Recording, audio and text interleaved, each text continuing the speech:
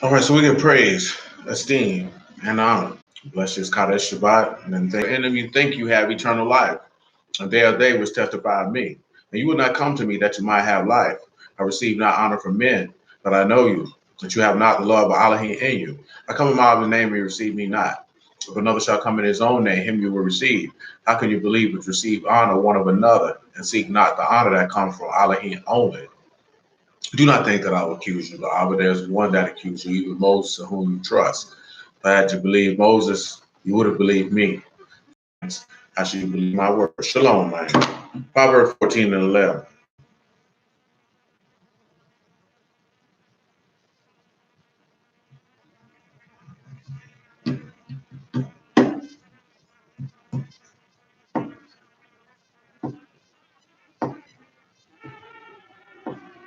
So the house of the wicked shall be overthrown, but the tabernacle of the upright shall flourish. If you recall, the word for flourish was parak. It means the bud, the blossom, the bloom. That was pay, Rosh and Kot. We looked at that as seeing how the word of Yahusha separates. That separation is what it will be able to bring forth fruit. And we kind of talked about that on Wednesday. I want you to come back to this Kings chapter 19, and we'll pick that up in about verse 29. I want you to come on back. 2 Kings 19, about verse 29. Because I mentioned that we would take a foray to get Ezekiel's 37, 38, and 39. We just recently dealt with Ezekiel 37 not too long ago, but we'll do it again.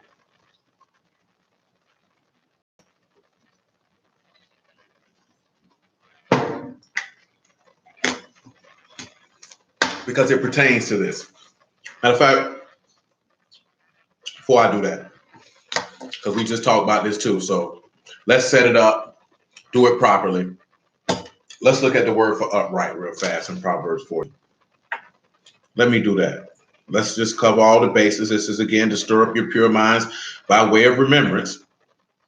And also, because we were already going through the 40th chapter of Ezekiel, and based off a couple of things that we mentioned last week, shalom, man, it would be apropos that we do that.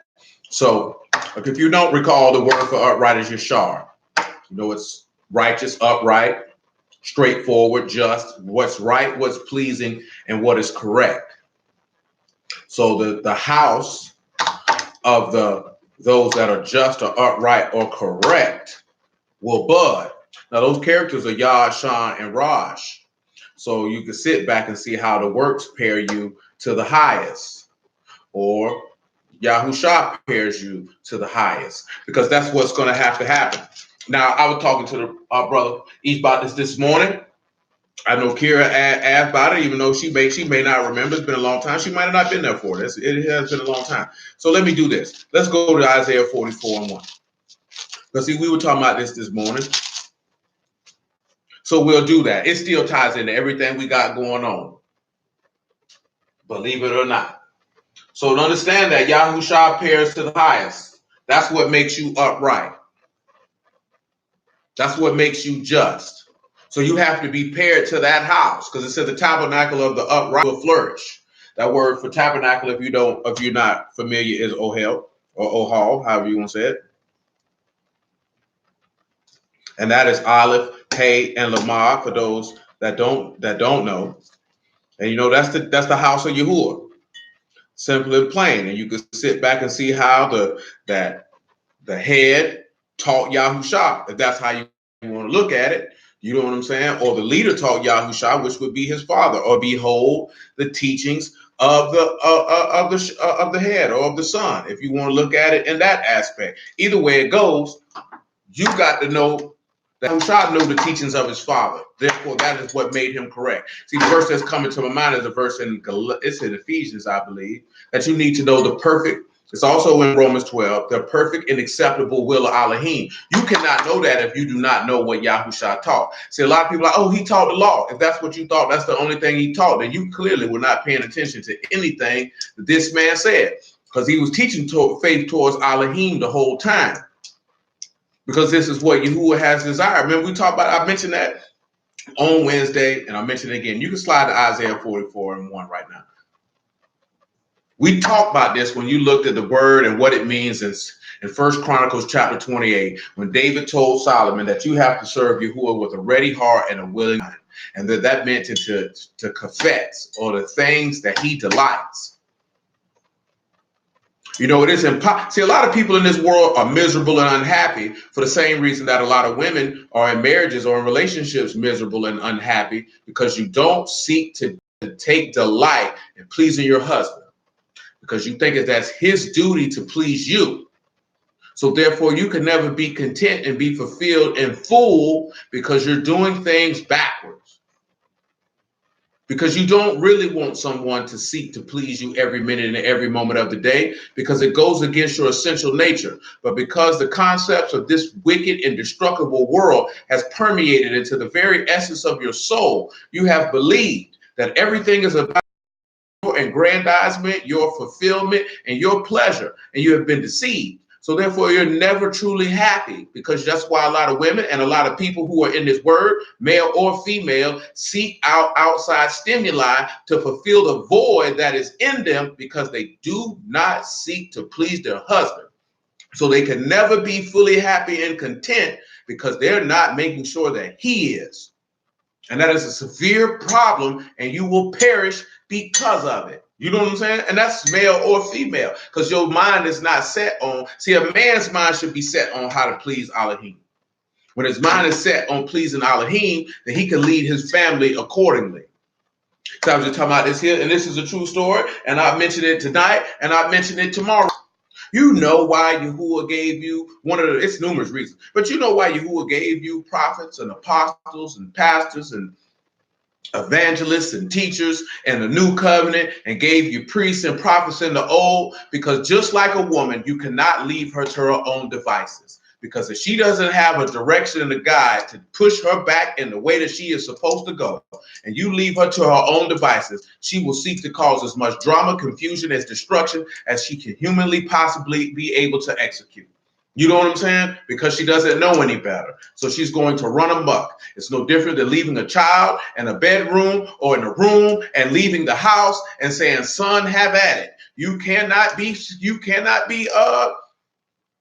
confounded. You cannot be bewildered. You cannot be astonished when your house is flipped upside down. Because what did you expect this child to do when you didn't leave any rules or parameters to rein in their behavior? They're going to do exactly what a child is going to do.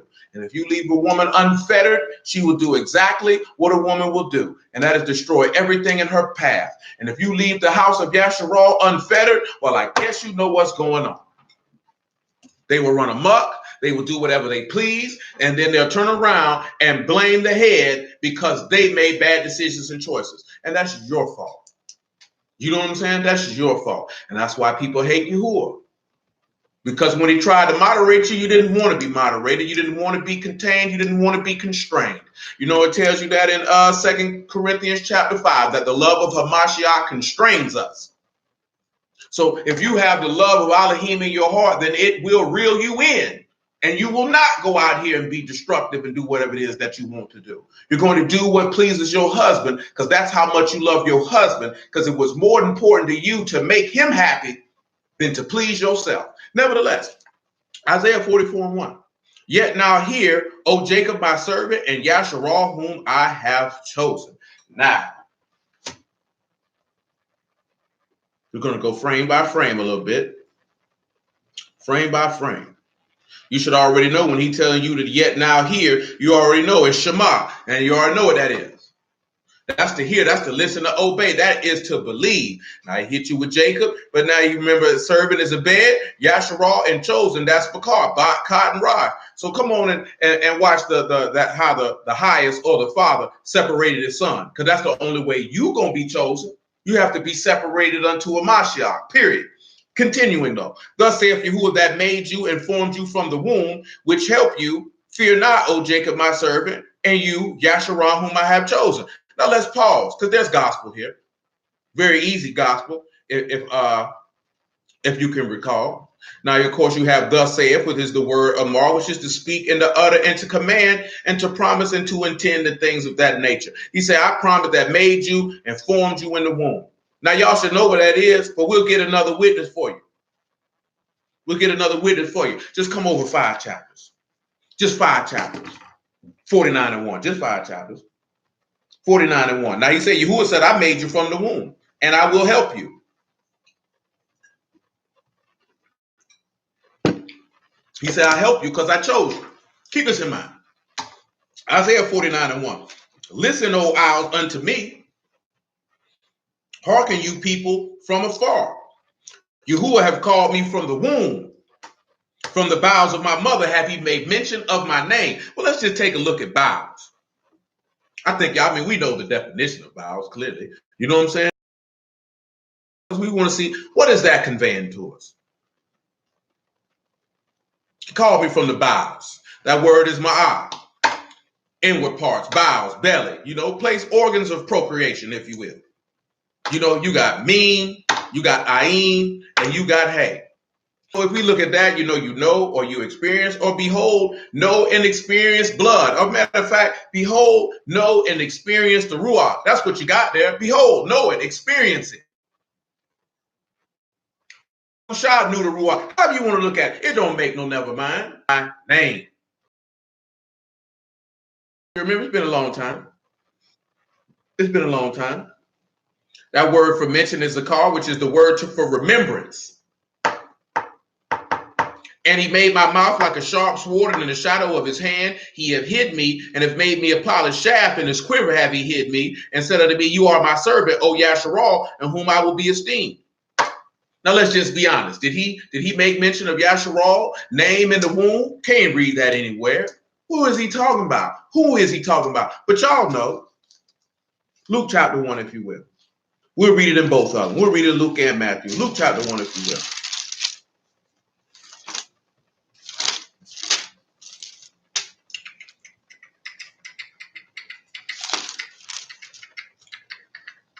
Luke chapter 1 and verse 26. And in the 6th month, the Malachim Gabriel was sent from Elohim unto the city of Galilee, named Nazareth, to a virgin espoused to a man whose name was Joseph, of the house of David, and the virgin's name was Mary. And the Malachim came unto her and said, hail, you are highly favored. Yahuwah is with you. Beruched are you among women. Remember, we read one of them words for virgin. What the key point was, it was taught. That Lamar was in that Bethula. They were taught. See, that's the thing with a lot of young women. You ain't been taught nothing. You've been taught by a bunch of bald-headed hoes. And you've been taught by the TV and a bunch of wicked, liberal, disgusting, satanic, vile, just outright bitter, despicable women. You know what I'm saying? Your mammies and grandmas included. You know what I'm talking about? Ain't none of it. If they ain't no upright woman or had any type of sense, period, then they probably taught you a bunch of folly. You know what I'm saying? They probably taught you a lot of liberal philosophies, probably unbeknownst to them, maybe known to them. Who knows? They can tell you. But some of you know your mama was a whore, your grandmama was a whore, your auntie was a whore, and you know it. You know what I'm talking about? But you don't want to open your mouth because you don't talk about my mama. You need to acknowledge the fact that your mother's a whore. Because if she's a whore, then 9 times out of 10, it probably ain't much she can tell you. Especially not how to be functional and dwell with a man. And I'm talking about dwelling with a man. Let's talk about dwelling with Yahuwah first. Before you go to talking about dwelling with your husband. Because you have to remember what he said about a whore in Jeremiah chapter 3. They have a whore's forehead. They refuse to be ashamed. Most whores are rebellious and stubborn, contentious, lack accountability, and hate to be corrected. You know what I'm saying? And that's why we looked at all those idols and things of idol worship and the things about goddesses and all that other type of stuff, because these things are contrary to what Yahuwah has taught his daughters, because his daughters don't behave in this fashion. There's a reason why he called you virgin daughters of Zion, because he taught his daughters better than that. That's why he's telling y'all you cannot mix worldly ideologies with Yahuwah's way. They do not mix. You can't bring that into his house. Because see, the difference between Yahuwah and the average man in the world is the average man in the world going to turn his head from your foolishness. Yahuwah is not.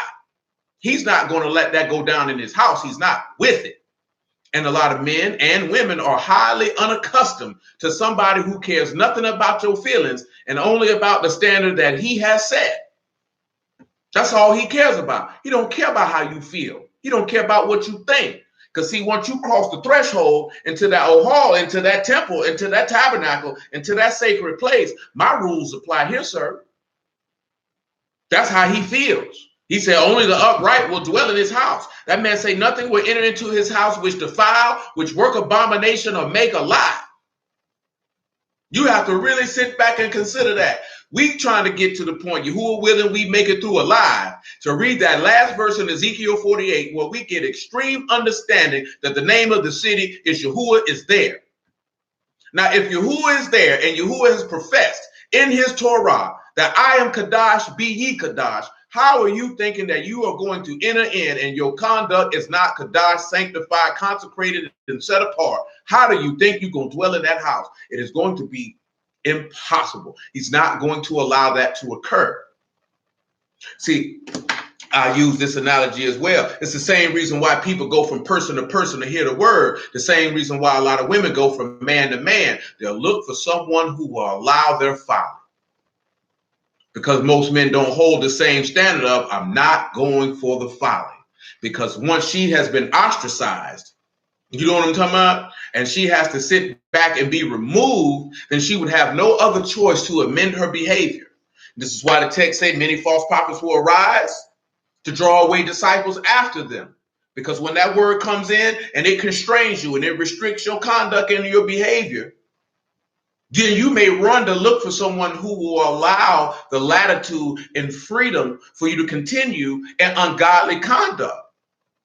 No different if a woman comes across a man and he's disciplined and he's consistent with his application and she has to conduct herself accordingly, she may leave this nigga alone to find someone who will allow her to continue to be destructive and disorderly.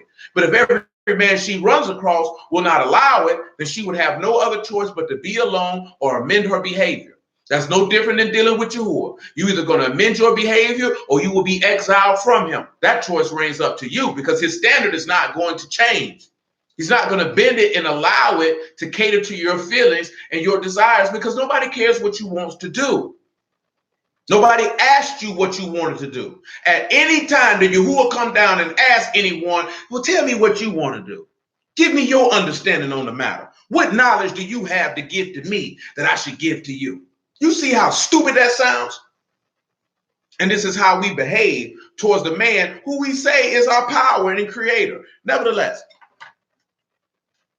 verse 29, and when she saw him, she was troubled at his saying and cast in her mind what manner of salutation this should be. And the Malachim said unto her, fear not, Mary, for you have found favor with Elohim. And behold, you shall conceive in your womb and bring forth a son and shall call his name Yahushua. And he shall be great, and he shall be called the Son of the Highest. And Yahuwah Elohim shall give unto him the throne of his father David, and he shall reign over the house of Jacob forever, and of his kingdom there shall be no end. Now she let you know, well, this angel let her know that your son is going to be a ruler, and he is going to reign. Now remember, this ruler, this person who is reigning, is over your husband. So that means that, and again, and a lot of liberal women take it that way, a lot of worldly women, if you will, who claim that they serve Elohim. This man reigning or ruling over you does not make him some tyrannical dictator. Because at that point, if you're saying your husband is a tyrannical dictator, you're saying your God is one.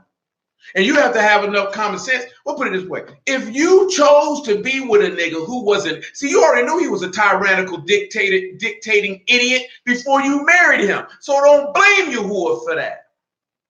You have to blame yourself for that. You know what I'm saying? And if he is someone who was going to lead you in the fear and admonition of Yahuwah, and you rejected that to get with an idiot and a sinner and a simp and a weakling, that's your fault because you hated order. You wanted chaos and confusion. You wanted the freedom to do what you want to do, and you cannot serve Yahuwah with that. How do you expect to flourish being wicked? Makes no sense. Matthew chapter 1. And being wicked, and what I mean in this here, whether you male or female, whether you're dealing with a woman to a husband or us to our husband, being Yahuwah, Matthew 1 and 18, it's rebellion. And what you don't realize is this world teaches rebellion. It teaches you to rebel. It teaches you to be a transgressor. It teaches you to be a continual revolter and rebeller against your husband. That's what it teaches you to do. It teaches you to consistently and constantly rebel against male authority. That's what it teaches you to do. It teaches you to marginalize it and disrespect it. You know what I'm saying? So what does that lay at? That lays on a man to get himself together through his living Elohim, who is blessed forever, and take back control of that. And don't allow folly or let it pass. Ain't no excuse for that. Matthew 1:18. Now the birth of Yahushua HaMashiach was on this wise, when as his mother Mary was espoused to Joseph. Before they came together, she was found with child of the Ruach HaKodesh. Then Joseph, her husband, being a just man, not willing to make her a public example, was minded to put her away privily. But while he thought on these things, behold, a Malachim of Yahuwah appeared unto him in a dream, saying, Joseph, you son of David, fear not to take unto you Mary your wife, for that which conceived in her is of the Ruach HaKodesh, and she shall bring forth a son, and shall call his name Yahushua, for he shall save his people from their sins. So now you have the combo. You have one who's coming to reign, and you have a redeemer. You have someone who's coming to reign, and you have a redeemer. And Yahuwah mentioned him from the bowels of his mother's womb and made mention of his name. He remembered his name. Why would he remember his name? Because he was slain from the foundation of the world. So let's go back to Isaiah 44.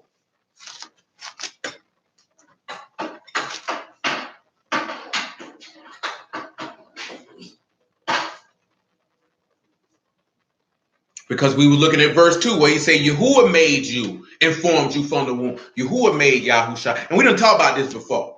Because like Joseph the daddy, you's a fool if you think Elohim was going to come through a polluted womb. You's a fool. That means you don't know the Torah. You's a fool. How he going to come through a polluted womb? This is the son of Elohim. How he going to come through a polluted womb? Because we don't even have enough sense to know. When you ejaculate in a woman's womb, you and her are unclean.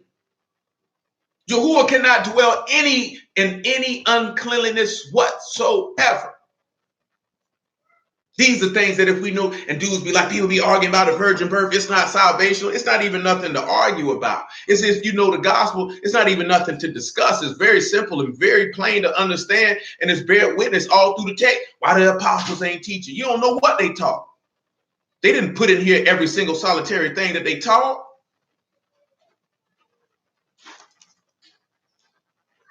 So a lot of things in here the apostles taught that are not in this text. It's a lot of things that Yahushua taught that are not in the text. So you can't fall for that banana in the tailpipe when people come at you with that. Verse 3 of Isaiah 44. He said, for I'll pour water upon him that is thirsty, and floods upon the dry ground. I will pour my ruach upon your seed, and my blessing upon your offspring. Let's look at offspring. I want to look at offspring. Of course, you know that's offspring issue. So let's pause. You have Sod, you have Aleph, you have Sod again, indeed, and then you have Aleph. Sod, Aleph, Sod, Aleph. So let's look at what we're going to come from that, because this is descendants. This is offspring. This is the issue of a man's semen, if you will. Produce of the earth also. We're going to tie all this in together. Y'all willing? You're going to see that all this still going to go back to what we talked about on Wednesday. Going to make it all make sense. Go about our business. Give esteem to Yahuwah and prayerfully make it to the other half of the Sabbath. Do it again. But let's look at Sod and let's look at, do we want to say way? Because we got double Sods. So do we want to say a harvest? We could say harvest. Maybe we do. Maybe we don't. Maybe we want to say the way. Maybe we want to say the trail.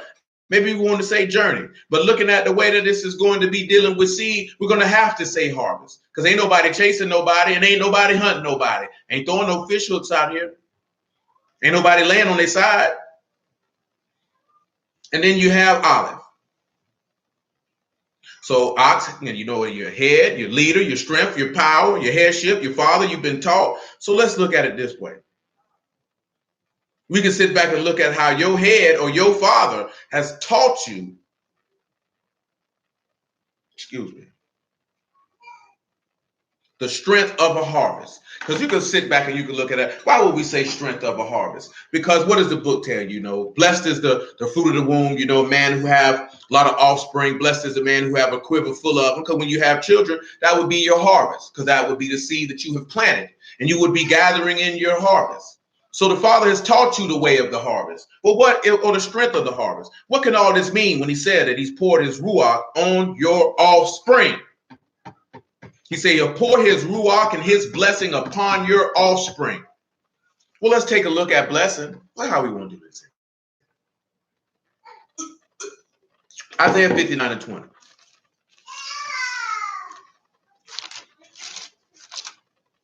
Because we have to look at his ruach and his blessing.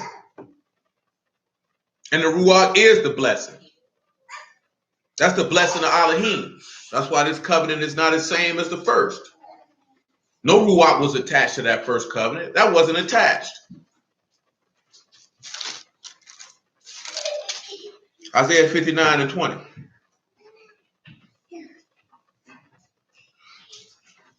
Hey, stop playing over there, son.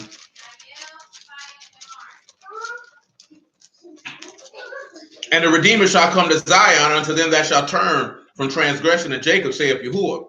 As for me, this is my covenant with them, saith Yahuwah. My ruach that is upon you, and my words which I have put in your mouth shall not depart out of your mouth, nor out of the mouth of your seed, nor out of the mouth of your seed, say Yahuwah, from henceforth and forever. Now he's telling you that he put a spirit on somebody. We know he ain't put it on Israel. And we know he ain't put no words in Israel's mouth. Why do we know that? Because Israel has been wicked from the day that they were born. That's not my words. That's Yahuwah's words. He said, you've been stiff-necked from the day that I knew you. So you've been rebellious from the jump street. Let's swing over here to Isaiah 53.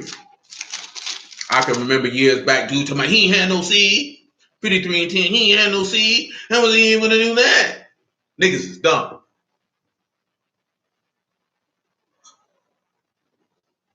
Niggas are super dumb. Isaiah 53 and 10. Say, yet it pleased Yahuwah to bruise him. He hath put him to grief. When you shall make his soul an offering for sin. For he shall see his seed, and he shall prolong his days, and the pleasure of Yahuwah shall prosper in his hand. So the things that Yahuwah delighted in will prosper in his hand. He said, but he'll see his seed, and he shall prolong his days. Let's see what it say there on he shall prolong his days. See, this is how, some of y'all should already know this, but I would tell them each at this moment. When you sit back and you look at it, and you see all them words in italics, you already know that those words were added. Those words were not contained there. They didn't know how to translate it, so they put it there. But some of y'all already know that. But that's for those of you who don't know that. When we look at prolong, it's the word arak. It's just to make long and to grow long and to continue long. He'll make him eternal. That's all pretty much what he's telling you. Ancient of days, if you will. But notice he say he shall see his seed. Swing, Romans 9. Then Galatians 3.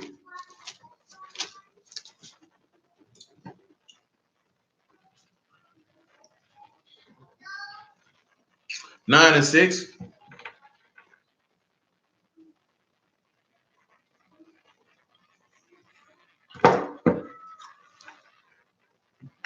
Not as though the word of Elohim have taken none effect, for they are not all Yasharal, which are of Yasharal.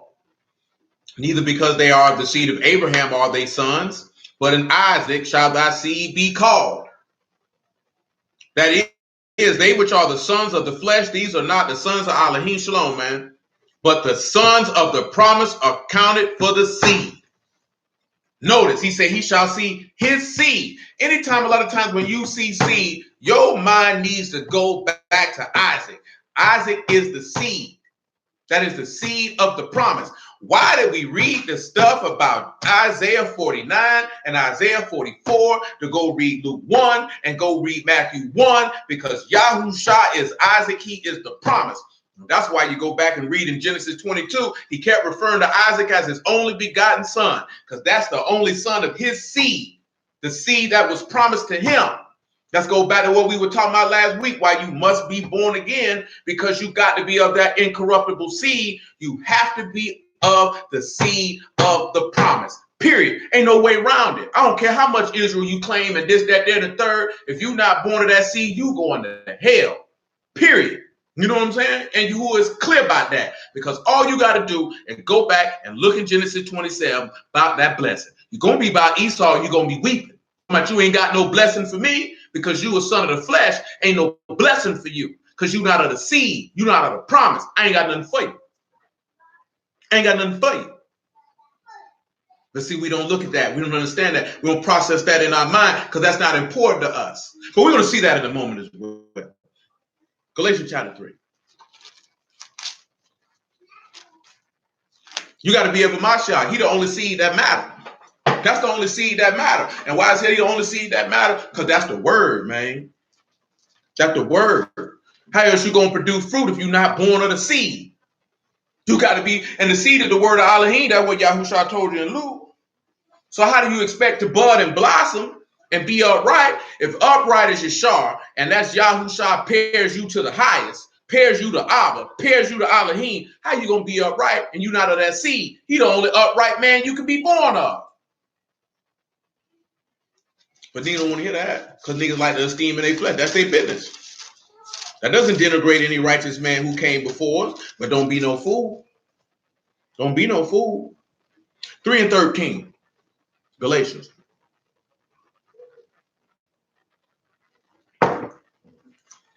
Hamashiach have redeemed us from the curse of Torah, being made a curse for us. For it is written, cursed is everyone that hang on a tree. Now, that's the sad part, too. And I reiterate this every time we read it. The only thing that people think the curse pertained to was you going into captivity. Not even failing to understand that the first curse in Torah is death. Not even allowing your understanding to take fact that if he was hung from the tree, that means he died. So through death, he got rid of death.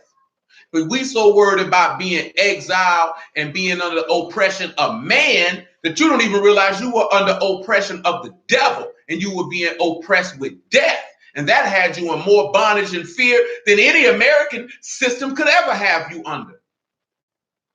We didn't even look at it. We were so, because the same way that the apostles asked, and understandably so, at this time, when you restore the kingdom to Yasharal, we were so set that you want to be free naturally, that you haven't freed yourself spiritually to know that the natural freedom will come in its time. This is why he said, if the Son shall make you free, you shall be free indeed. And that's why dudes who don't believe in Mashal, well, he ain't said it's free from captivity. So you think, because you're carnal. So you were looking for freedom from man and not realizing he freed you from the biggest enemy you have ever encountered, and that's death. That is your greatest enemy. Well, let me rephrase that. That was your greatest enemy. Because since Yahushua rose from the dead, death won't have no power over you. If you die to sin like he died to it, how could it have power over you? That's why he say, if you shall believe in the Son, if the Son shall set you free, you shall be free indeed. But we don't look at that freedom, because that freedom is not important to us. It's a lot of dudes that's going to be happy to be set free naturally and be dead and burn in hell and wonder why they there. And wonder why they there. Well, why am I? You know why you here, nigga. You know why you here. You're an unbelieving bastard. Wicked heart.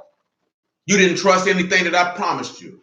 And you set your heart on something and you didn't seek to know me, nor seek my understanding. So since you didn't seek it, I know you not.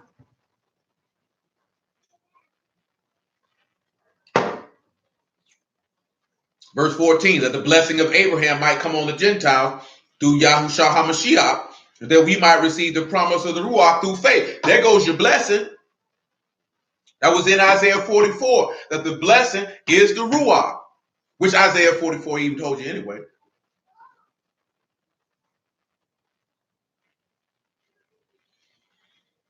Brethren, I speak after the manner of men, though it be a man's covenant, yet if it be confirmed, no man disannul or add thereto. Now to Abraham and his seed were the promises made. He say not, and to seeds as of many, but as of one, and to your seed, which is a Mashal. Go on, look at Genesis 25, I believe. Look at all them children Abraham had. He made no promise to them. He made no promise to Ishmael because they weren't his seed, because they were not of the promise. Meaning they were not of Elohim. They were of the flesh. That's why he says that which is flesh, and that which is ruach is ruach. You got to be a Elohim. Being of the seed of Jacob does you no justice if you're not born of Elohim. Peter already told you, judgment start at our house. You know what I'm saying? And he said, if not many, let's just look at it. 1 Peter chapter 4. Let's just look. And then back to Isaiah 44.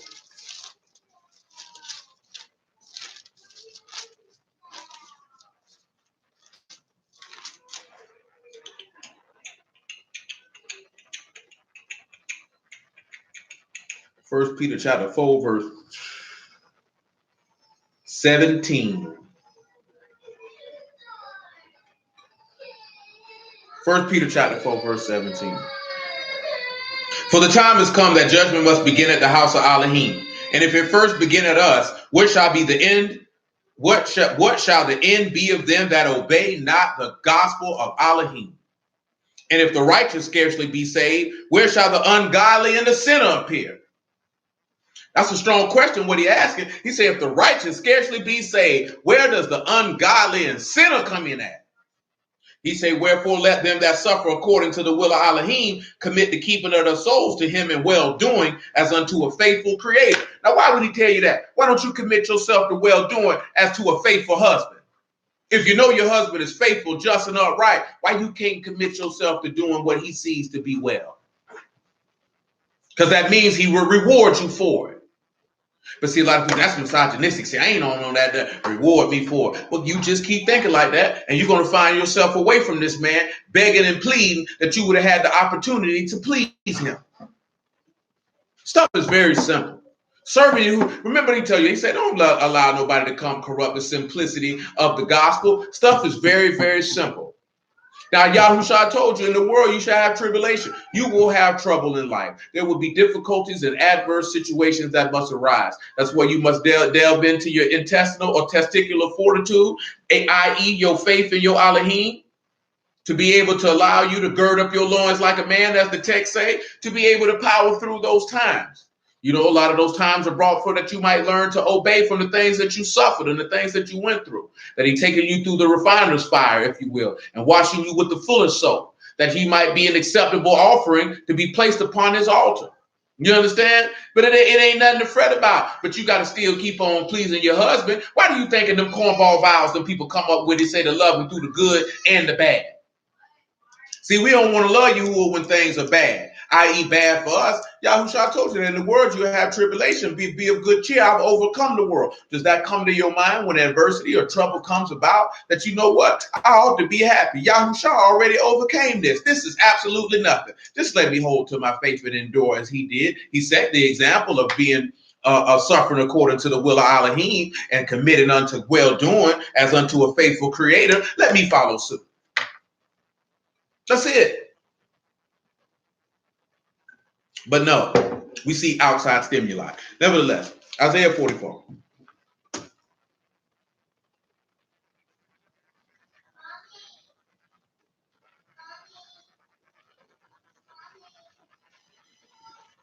We in verse, I think I left something down.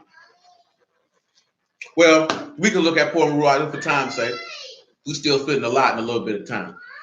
But you can read Numbers chapter 24, I want to say verse 7, how he say he'll pour buckets of water. Let's just go on and get it. Everybody ain't going to church. I want Numbers 24 and Isaiah 43.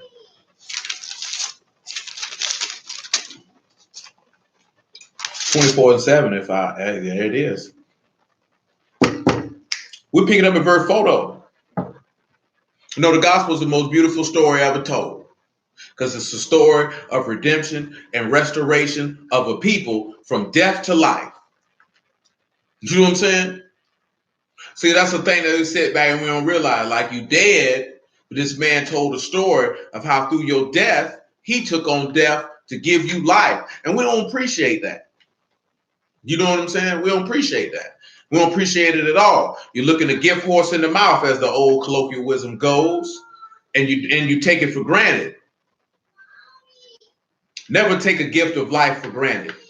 Whether it's the gift of life that come from Yahuwah by way of the Ruach HaKodesh, or the gift of life that's in your lungs right now as you breathe in your natural life. Never take life for granted, because as quickly as you have it is as quickly as it's gone. You know what I'm saying? And that ain't only yourself, but don't take the people you love for granted, or the people who love you, because as quickly as they look you in the face today, they'll be gone tomorrow. You know what I'm saying? Ain't nothing in this life guaranteed other than you gonna see that grave. So you can't always have it in your mind, I'm gonna see this person tomorrow, I'm gonna do this tomorrow, because you don't know what tomorrow gonna bring. Yahushua already told you that. Tomorrow is the evil and sufficient thereof. You had no idea.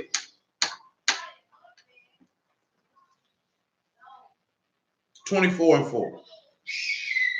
Numbers. He have said, which heard the words of Elohim, which saw the vision of the Almighty, falling into a trance but having his eyes open. How goodly are your tents, O Jacob, and your tabernacles, O Yasharal. As valleys are they spread forth, as gardens by the riverside. Remember, we talked about this not too long ago. He's telling you that your dwelling place is the kingdom of Elohim. Because remember, he's falling into a vision.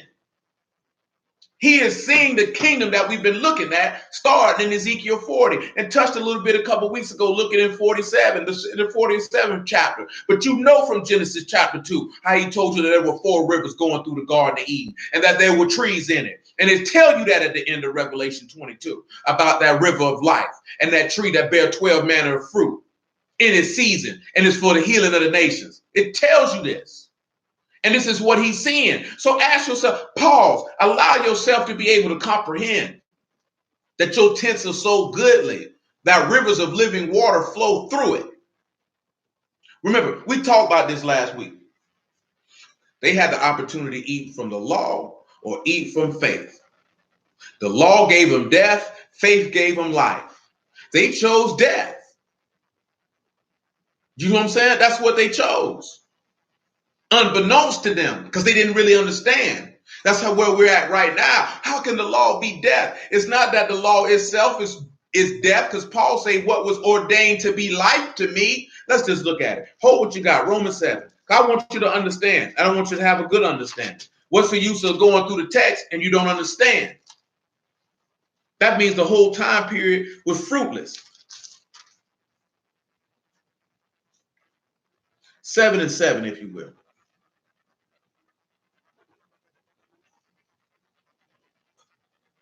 No, not 7 and 7. 7 and 9.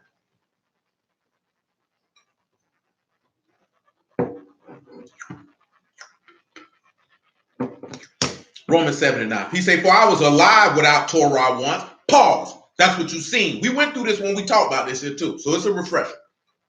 That's what you've seen with Adam. He was alive without the Torah. He definitely was.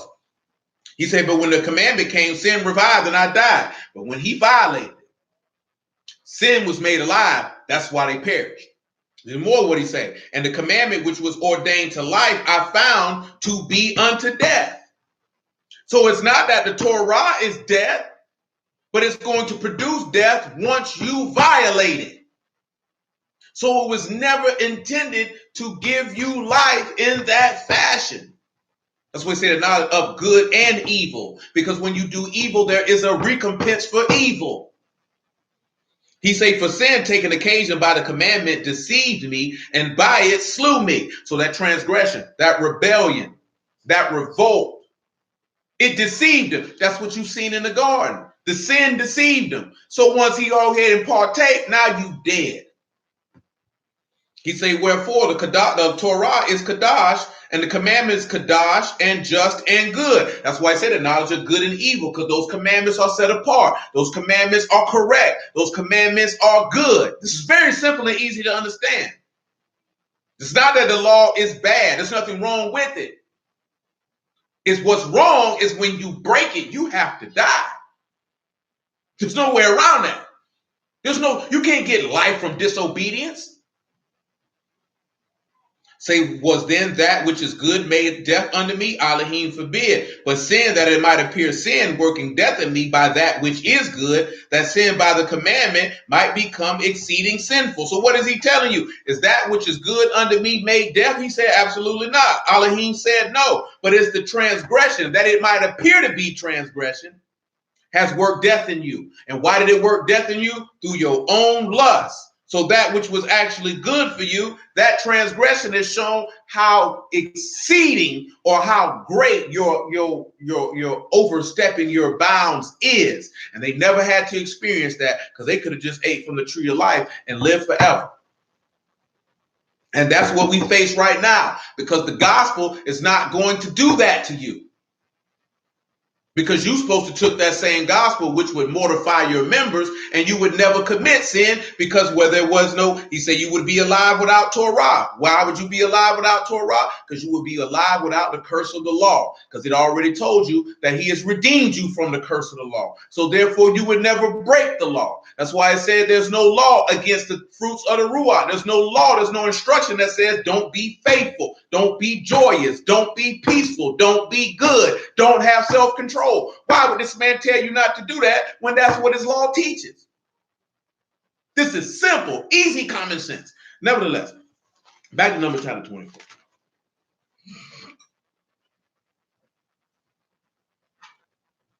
24:6, because I did not finish. As the valleys are spread forth as the gardens by the riverside, and as the trees of lin aloes which Yahuwah have planted, and as cedar trees beside the waters, he shall pour the water out of his buckets, and his seed shall be in many waters, and his king shall be higher than Agag, and his kingdom shall be exalted. Now notice that he said his seed will be in many waters. His seed will dwell in his ruach. That's where his seed is going to dwell. Remember, this is the seed of the promise. This is Isaac. Every time you see seed in this book, you should only think about two people, Isaac and Yahusha, because they're the seed of the promise. And that's the only seed that Yahuwah acknowledges. Period. The seed of the promise. He doesn't acknowledge any other seed. He does not acknowledge any other seed. That's why I say if you would be Abraham's seed, you would do the works of Abraham. Because Abraham believed, and that's who the promise of the seed being made to was made. It was made to Abraham. Because he believed Yahuwah, and Yahuwah counted that this is a righteous man. Because he promised him a seed. So why do you think he gonna count you as righteous? Because he promised you a seed, and that seed being a Mashiach, and that you would be sons of that seed. Why you don't think he wouldn't count you righteous? You would be the same as Abraham, which is why I said that in Galatians 3, that you would be counted with the blessing of faithful Abraham through the giving of the Ruach through faith. But nobody want to have that conversation, because it's going to expose the fact that people don't believe in Yahuwah. And since you don't believe in Yahuwah, then you don't seek to delight to please him. That's why a lot of women don't please. They don't trust their husband. So I don't take a delight to see him happy, to do the things that he likes. I don't even care to find out what he likes. And since this man doesn't like to please Yahuwah, then he doesn't have a mandate to lay down that this is what we're going to do, and this is how we're going to do it, because my father has gave an instruction of order, no chaos. See, the thing what it is, the thing that's saying on the dollar bill, and the phrase escapes me of what is written in Latin, but the thing is order out of chaos. Because that's how the wicked like to roll. Cause chaos and then try to bring order out of chaos. Because what they really want to do is they want to be Yahuwah. Because Yahuwah, for lack of a better term, brought order out of chaos. Because he brought order out of your death. How? Because he said, I will disannul your covenant with death.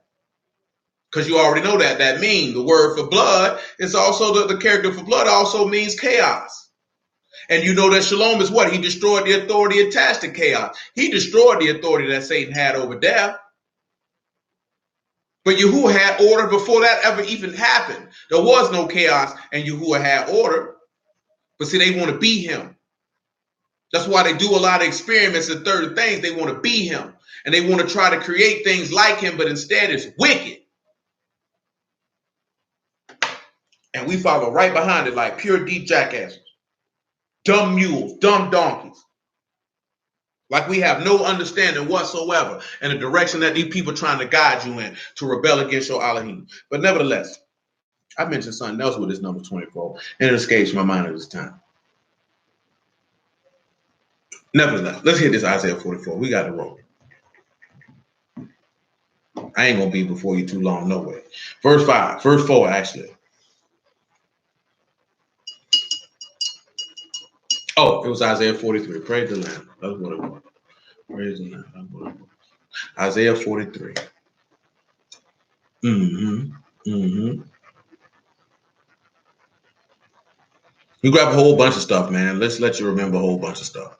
It ain't going to hurt nobody. Look at verse 1. Look at what he said. Isaiah 43 and 1. He said, but now thus saith Yahuwah that created you, O Jacob, and he that formed you, O Yasharal. Fear not, I have redeemed you. I have called you by name. You are mine. When you pass through the waters, I will be with you. And through the rivers, they shall not overflow you. And when you walk through the fire, you shall not be burned, neither shall the flame kindle upon you. That should also tip back and take you to what? Should take you back when he's telling you that you'll walk through the waters and he'll be with you when they pass through the Red Sea. Should take you back to when you walk through the fire. It should take you to Hanai, Mishai, and I forget the other one. His name Mishai, it escapes me. It should take you back to them with Nebuchadnezzar. And what is it telling you? The baptism and the immersion. Are you able to be baptized with the baptism I'm baptized with and to drink from the cup that I drink from? Because he redeemed Yahushua from the grave. He ain't redeemed Yasharal from no grave. He ain't got you from no grave. Remember, he said, rejoice, you prisoners who dwell in the pit where there is no water. There's no water in the grave. But we're going to get to all that before we get out of here tonight. He said, for I am Yahuwah Elohim, the Kadash one of Yasharal, your savior. I gave Mizraim for your ransom, Ethiopia and sea before you. Since you were precious in my sight and you have been honorable, I have loved you. Therefore will I give men for you and people for your life. Why you think he say every eye gonna see him and everybody gonna wail because of it? Because these people gonna pay, like the law tell you to do. Say whoever sheds the blood of man, by man his blood must be shed. Eye for an eye, tooth for a tooth. So he said, I'm gonna give people for your life. Somebody got to pay for that blood. Why you think them scribes and acts like this here, man? You seek to bring this man blood upon us. Somebody got to pay for that. Somebody got to pay for that. And like we've mentioned many times in the past, every time you commit sin, it's as if you were standing out there saying crucify him and you spilled that blood yourself and say, let that curse be on our children's children. You are no different. You are partakers in his blood. Why be a partaker in a murder, an unjust murder, the slaying of the innocent? You know what the law say about that. Nevertheless, I will say to the north, give up, and to the south, keep not back. I want you to recall that. He's going to say to the north, give up, and to the south, keep not back. That word for give up is Nathan. They say to give or to set or to bestow or to permit or to consecrate or to dedicate,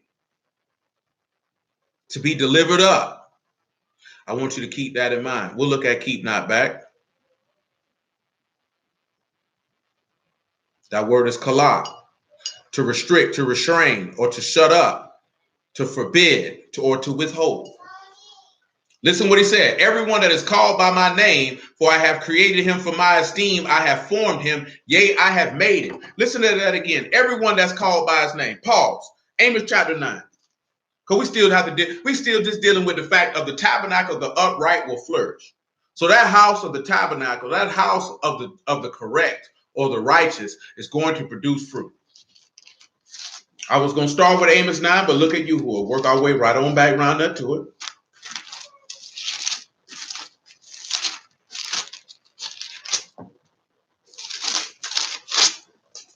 Amos chapter 9. I pick it up at verse 8.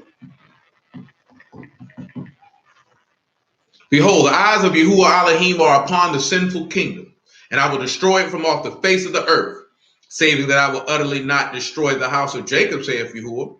For lo, I will command, and I will sift the house of Yasharal among all nations, like as corn is sifted in the seed. Yet shall not the least grain fall upon the earth. So when he's sitting there telling you, grab a harvest now, All the sinners of my people shall die by the sword. If you recall, we read in Isaiah 49, it says his mouth is like a sword. Y'all know what Revelation 19 say. Yahushua gonna kill you. Take you right back to 1 Peter chapter 4. If the righteous scarcely be saved, where will the ungodly and the sinner appear? So you have to think about that. He said, all the sinners of my people shall die by the sword. We'll say this evil shall not overtake nor prevent us. So you're going to say he ain't going to stop you, huh? So you say he's not going to take you out, huh? Remember, he said the house of the wicked be overthrown. That's the first half of Proverbs 14 and 11. We ain't even talked about that too tough. The house of the wicked going to be overthrown. But he said the house of the just is going to bear fruit. But he said the house of the wicked going to be cast down. See, every time we look at that of our people right now, you want to ascribe it to a nation. Oh, these nations. Man, bump these nations. Nigga, he talking about you, cuz. Of course, you know every nation is going to catch whatever they going to catch. But he talking about you, cuz. If you the sinner, if you the rebellious, if you the transgressor, he going to come see you and come deal with you. And that's what we don't really want to deal with. We don't want to deal with this man has a problem with disobedience and unbelief. He has a problem with that. And he going to come see you about that. And we thinking, I'm Israel, I'm this. He's still going to come see you about that, cuz. You think because these people, the other nations going to get it. No, nigga, you going to get it. You going to get it. And they going to get it too. Because if this man pop his book open and your name ain't in it, that's a problem. Because he said everyone that he formed is made for his esteem. What did he tell you by the mouth of Paul in 2 Thessalonians? You know, all of those who were sanctified from the beginning through faith and belief in the truth. You know what I'm talking about? People who Yahuwah has formed and created for his esteem. You got vessels under honor. You got vessels under dishonor. They called by his name. That's why he say, my sheep hear my voice and they follow me. What is these niggas teaching? Who they following? See, we so worried about following organizations of men when you're supposed to be listening for the voice of the shepherd. He say, today, if you will hear my voice, he say, hearken unto me. That's what he said. And we don't listen because we ain't listening for the voice of Elohim because you don't care to hear his voice. You want to do what you want to do. You want to do what you want to do. You don't want a husband. You know what I'm saying? At the end of the day, as the statement says that a lot of women want the wedding and not the marriage, that's what niggas at right now when it comes to you. You don't want a marriage. You want a wedding. You want a grandstand. You want to be seen. You want their aggrandizement. Look at me. Somebody chose me and made me a wife. You still a whore. This nigga don't want you. You didn't want to be married to this man because you didn't want to fulfill the duties of a wife. You didn't want to be a wife. You never wanted to be a wife. You want to be a whore married to a just and upright man, and who is not with it. That's why he says, you like this here, he say, you know, you commit fornication. He say, what? He that could join to one become one flesh. So you think you're going to make this man you join to the Lord and you're going to be a fornicator? You think you're going to be joined? You think he with that? You think he going to marry that? You out your rabbit mind. Nevertheless. Verse 11, and that day will I raise up the tabernacles of David that is fallen and close up the breaches thereof, and I will raise up his ruins, and I will build it as the days of old, that they may possess the remnant of Edom and all the heathen, which are called by my name, saith Yahuwah that do this. Behold, the days come, saith Yahuwah, that the plowman shall overtake the reaper, the treader of grapes, him that sows seed, and the mountains shall drop sweet wine, and all the hills shall melt. And I will bring again the captivity of my people Yasharal. They shall build the waste cities and inhabit them. They shall plant vineyards and drink the wine thereof. They shall also make gardens and eat the fruit of them. And I will plant them upon their land. They shall be no more pulled up out of their land, which I have given them, saith Yahuwah Elohim. So he said, he got something for you. He said, but notice he said he'll do this when the tabernacle of David is fallen, he done closed up the breach. So he letting you know, when I raise up Yahushua from the dead, because you should already, we're not going to read it. Y'all know what it said in John 2. He said he spoke of, he said, destroy this temple. And I reared up in 3 days. And he spake of the temple of his body, the sanctuary that Yahuwah has made without hands. This is when all this goes. See, all that there afterwards came to occur until this man has resurrected from the dead. Once he's resurrected from the dead, that captivity will be ended, and those who will be gathered will be the fruit that he has produced, or the seed that has had the water poured on him out the buckets that dwell in those many waters, or that seed who he gave his covenant to and took that word that was in his mouth and put it in their mouth, or that seed that he would see and that would prosper in his hand. Because that seed not being seeds of many, but seeds of one, that seed being a Mashal, because the children of the promise are counted for the seed. Because in Isaac shall thy seed be called. You got to be born again, period. Ain't no way around it. And if a nigga telling you you can't be born again to the resurrection of the dead, then you know Yahuwah ain't son and the truth ain't in him and he a damn fool. You know what I'm talking about? Point blank, period. He a damn fool. This nigga stupid. He don't know what he talking about. They tell you can't be born again till you dead. How that even make any sense? Why would Yahushua look Nicodemus in the face and tell him that? He said, how you got to go back in your mother's womb and be born again? He said, ain't you a teacher in Yasharal? You don't know these things? How you teaching the people you don't know this? People up for failure. You're setting them up for failure. That means there's no way that they can be redeemed because they're going to be of incorruptible seed when they stand before this man. You got to be born of incorruptible seed. You cannot be born of a man's seed and stand before Yahuwah. You got to be born of the word to stand before Yahuwah. And it ain't hard. It's not hard. It ain't hard at all. If you believe the gospel and you get immersed in the name of Yahushua, you put your flesh to death and you live in the newness of life, and now you live to the will of Elohim and no longer live to the lust of your flesh. Very simple, not difficult at all. Back to Isaiah chapter 43.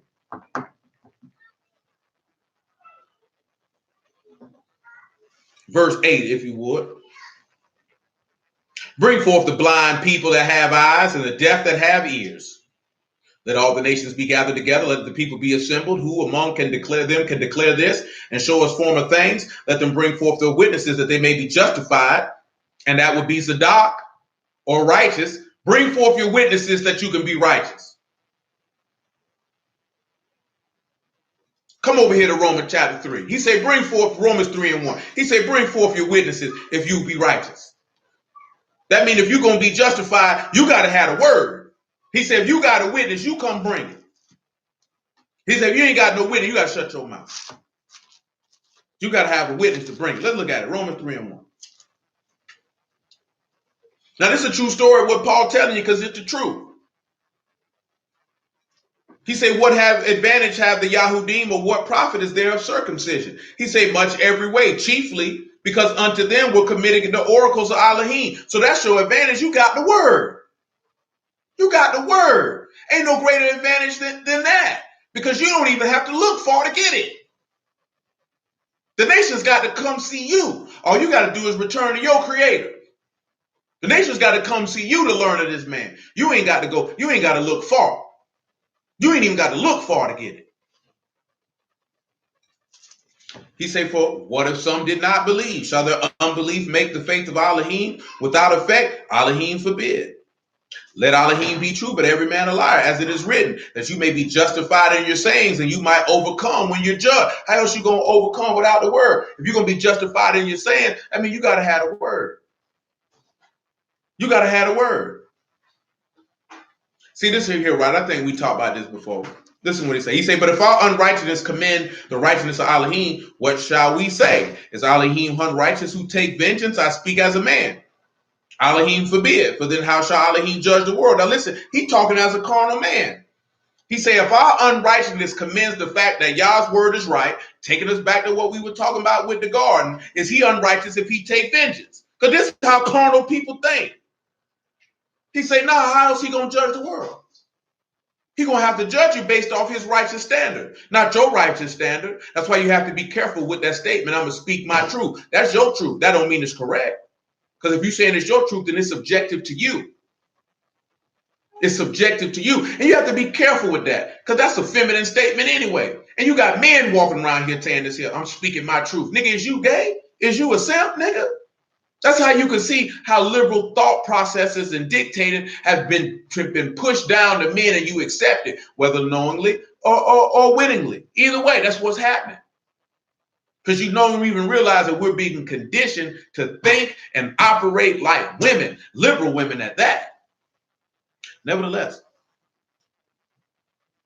he say, for if the truth of Elohim have more abounded through my lie under his esteem, why yet am I also judged as a sinner? And not rather, as we've been slanderously reporting, as others some affirm, that we say, let us do evil that good may come, whose damnation is just. Now, see, there's a lot of people, see, Paul is a liar. See, he told you. You's an idiot. The man just said, let Elohim be true and every man a liar. And if they knew the law, the book tell you, in number 23 and 19, that Elohim is not a man that he should lie. So when he telling you that, when Paul made that statement, he was talking about Torah. But these niggas claim they know the law and they so smart and this, that, they're in the third, and they would have known that and said, I know exactly why he said that. Because he said, let Elohim be true and every man a liar. Elohim already said in the book of Numbers that he is not a man that he should lie. Men lie. Elohim can't lie. It's impossible.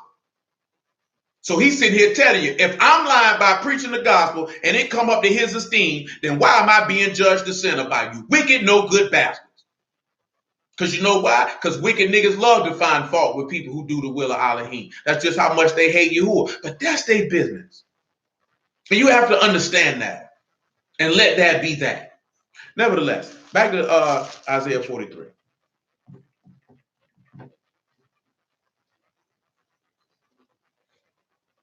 Now we're in verse 10. And this is dealing with the day of Pentecost as well. And he talking to his apostles, about his apostles, I should say, later on down the line. He said, you are my witnesses, saith Yahuwah, and my servant whom I have chosen, that you may know and believe me, and understand that I am he, and before me there was no Elohim formed, neither shall there be after me.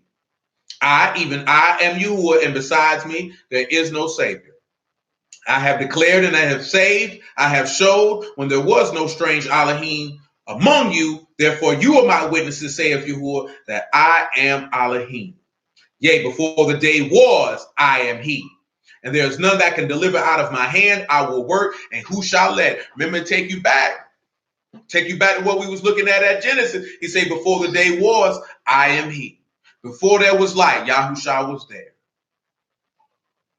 He was slain from the foundation. Before there was a day, Yahushua was there.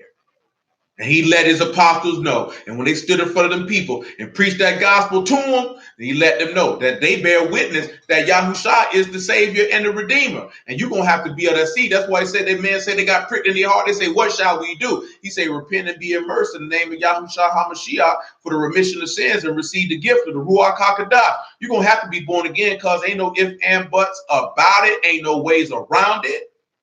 You know what I'm saying? You could try to tap dance, skin and grin, try to sit back and try to pass by the skin of your teeth. You got to get in you can't pass your Yahuwah's exam with nothing less than an A+. Ain't no B's, ain't no C's, ain't no D's. You can't skate by, you can't get by, you can't do what you did in high school, man. You can't do what some of y'all did in college if you went. You're gonna have to pass with an A+. You're gonna have to ace the exam. And it ain't but one question on the test. That's the crazy part. Ain't but one question on the test. Do you believe or do you not? True or false? It's only one question on the test. And how you mark that answer will determine what you do on that test. And that test will be the experiences that you go through in life. Period. Ain't but one question on the test. It's not 50 questions. It's not 100 questions. Nigga be like, it's 613 questions. It's 600. You keep on thinking that. It's just one question. Deuteronomy 6 and 4. You love Yahuwah with all your heart, mind, strength, and soul. Ain't but one question. Isaiah 44.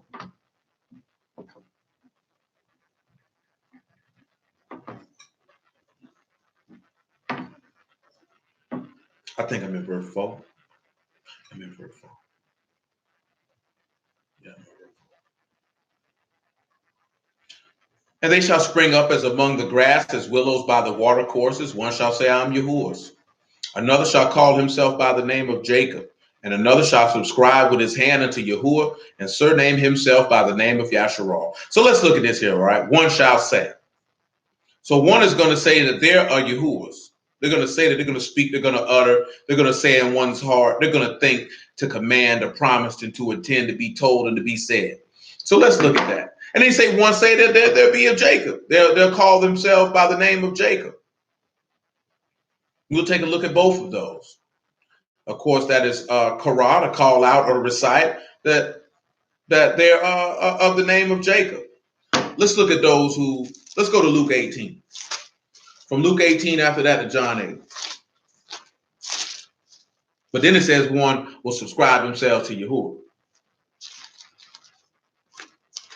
Remember, they say this person say this in their heart. I'm a Yahuwah. 18 and 9. I'm a Yahuwah. You ain't know? I'm a Yahuwah.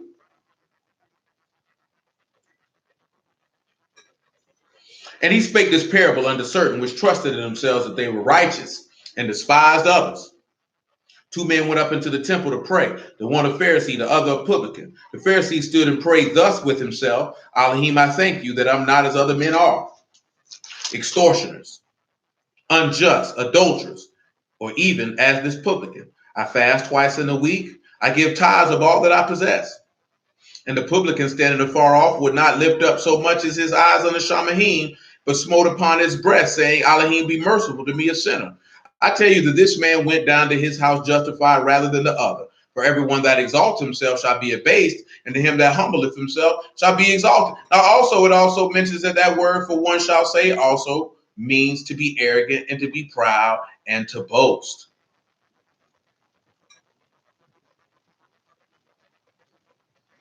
So look at that. He said that's what one person will say. He gonna boast. I'm a Yahuwah. I say this in my heart. That's what this publican did. But another one said, I'm of Jacob.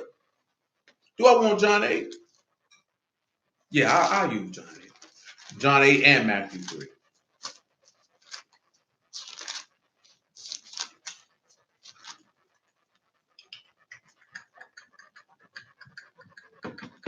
Eight and 33. John 8 and 33. After that, Matthew 3 and what? By 7. Matthew 3 and 7, 3 and 6. John 8 and 33. They answered him, we be Abraham's seed. We were never in bondage to any man. How say you, you shall be made free?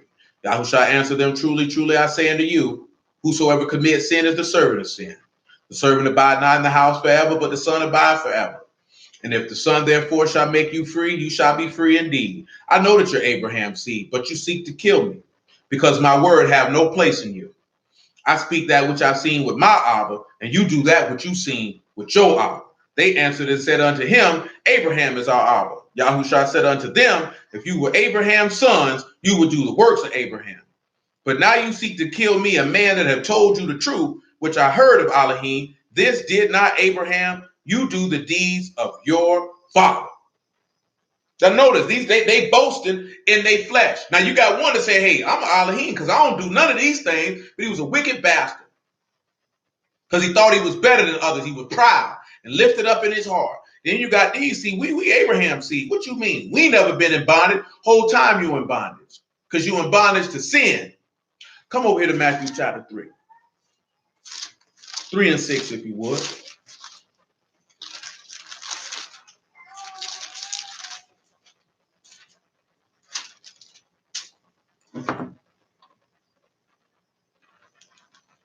Pastor. 3 and 5 is fine. Matthew 3 and 5. Then went out to him Jerusalem and all Yehuda and all the region round about Jordan, and were immersed of him in Jordan, confessing their sins.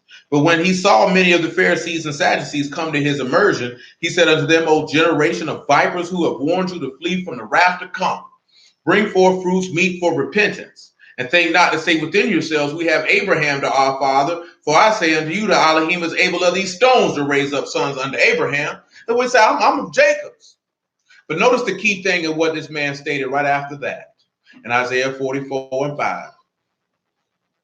He said, but one shall, and another shall subscribe with his hand unto Yahuwah. If y'all recall, the word for subscribe is katav, and that's to write or to engrave. So y'all know what we finna do. But if you don't know what we finna do, we're going to run it down. He said a man is going to engrave in his hand unto Yahuwah. That's what he's going to do. Surname in this verse is Kana. That's Kaf, Noon, and Hey.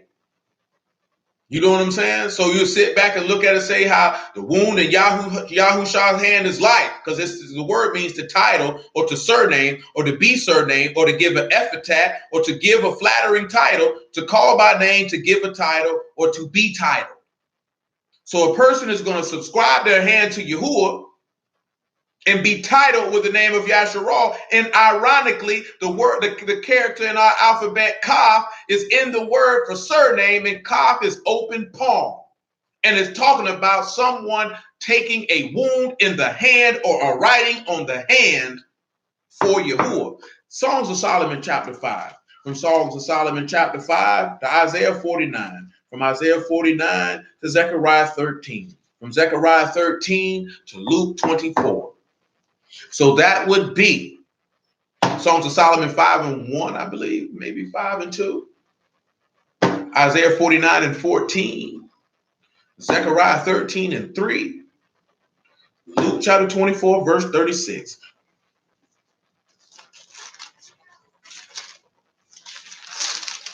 And all these things, just steady, just stirring your minds up by way of remember. That's all.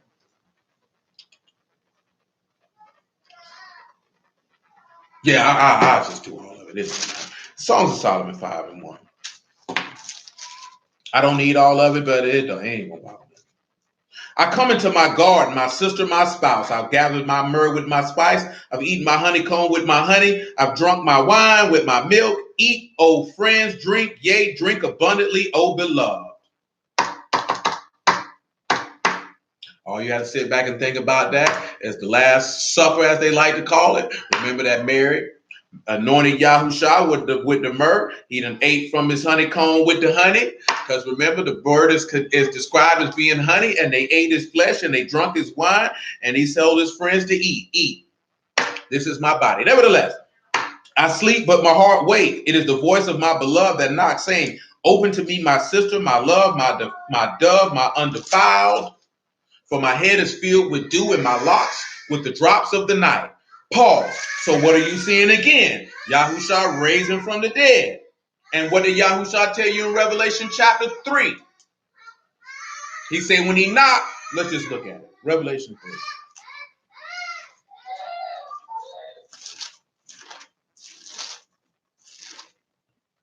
Revelation chapter 3, verse 20.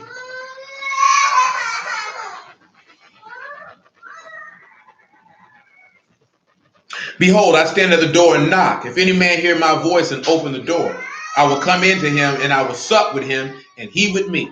To him that overcome will I grant to sit with me in my throne, even as I also overcome and am sat down with my Abba in his throne. He that have an ear, let him hear what the Ruach say unto the houses. Look what he said, man. Yahusha standing at the door, he knocking. Is you going to open? Or you going to be like, who are you? I don't know you. Why are you knocking on my door? Let's continue. Back to Songs of Solomon 5. Notice again the key point where you notice is his resurrection. He's filled with dew in his locks with the drops of night. Because Yahusha was filled with that dew or that ruach and the drops of night. Let's just look at the word for dew. Why not? We're talking about the resurrection of the dead tonight anyway. You know, praise Yahuwah for that. Or that, because if not, we would be men most miserable. I'm going to tell you the word for knock. Of course, you know it means to knock. Clearly, it's dafak. And it's dalit, pay, and kuf.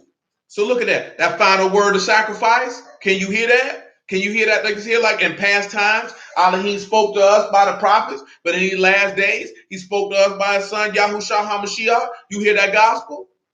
Do you hear it? Can you understand it?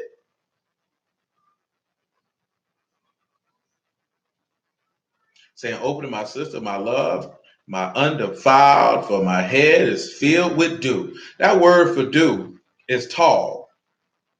Dew, night mist, as covering vegetation.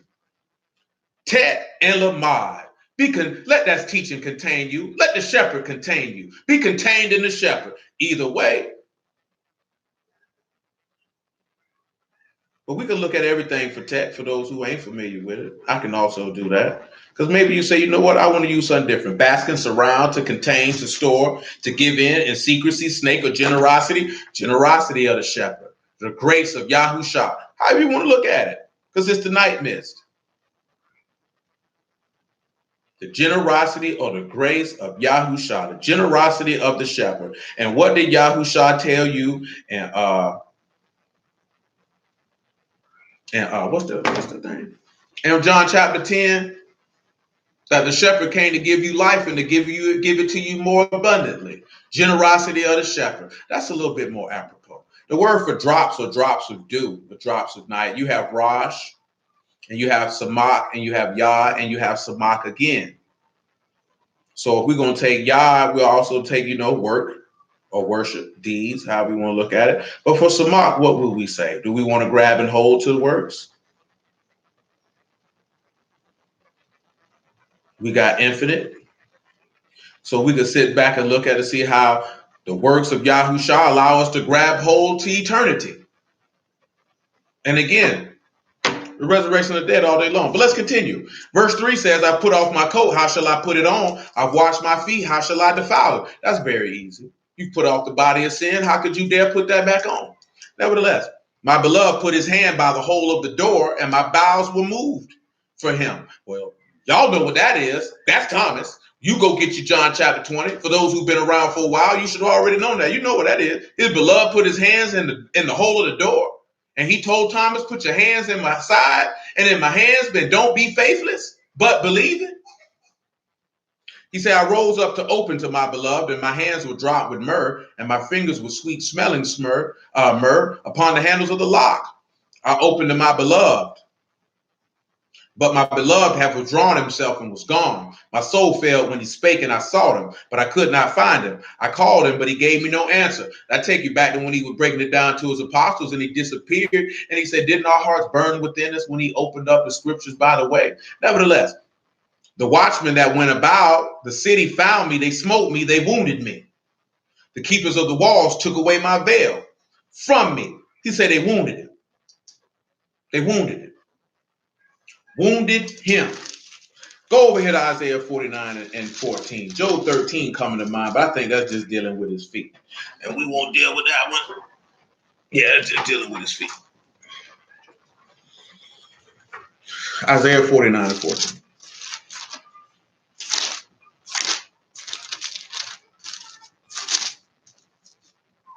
I'll make it 12. Oh, never mind. That's wrong chapter. 49 and 14.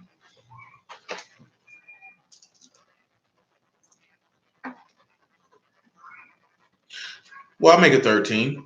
Sing, O Shamahim, and be joyful, O earth, and break forth into singing, O mountains, for Yahuwah have comforted his people, and he will have mercy upon his afflicted. But Zion said, Yahuwah have forsaken me, and my Lord have forgotten me. Can a woman forget her sucking child? Oh, you all good, brother. You all good. You all good. Sure, it's going to be up there later. Yahuwah will. He said, but Zion said, Yahuwah have forsaken me, and my Lord have forgotten me. He said, can a woman forget her sucking child, that she should not have compassion on the son of her womb? Yea, they may forget. Said, yet will I not forget you. Behold, I've graven you upon the palms of my hands. Your walls are continually before me. He said he wrote you on the palm of his hands. He'll never forget. He'll never forget. I was got to sit back and realize, Yahuwah ain't forgot us. We forget Yahuwah. That's why he say you don't count Yahuwah's long suffering and slackness as men count slackness. He want everybody to come to repentance. Nevertheless, Zechariah 13, he ain't forgot. See, we be forgetting and want to blame him for it. Oh, he done forgot us, so I'm gonna go out here and sin. No, that's what you wanted to do. Stop blaming that man for that stuff. Stop lying on that man. Just take accountability for your bad actions and just say, all right, that's what I want to do. I don't trust Yahuwah to wait for him. He taking too long. I want what I want right now.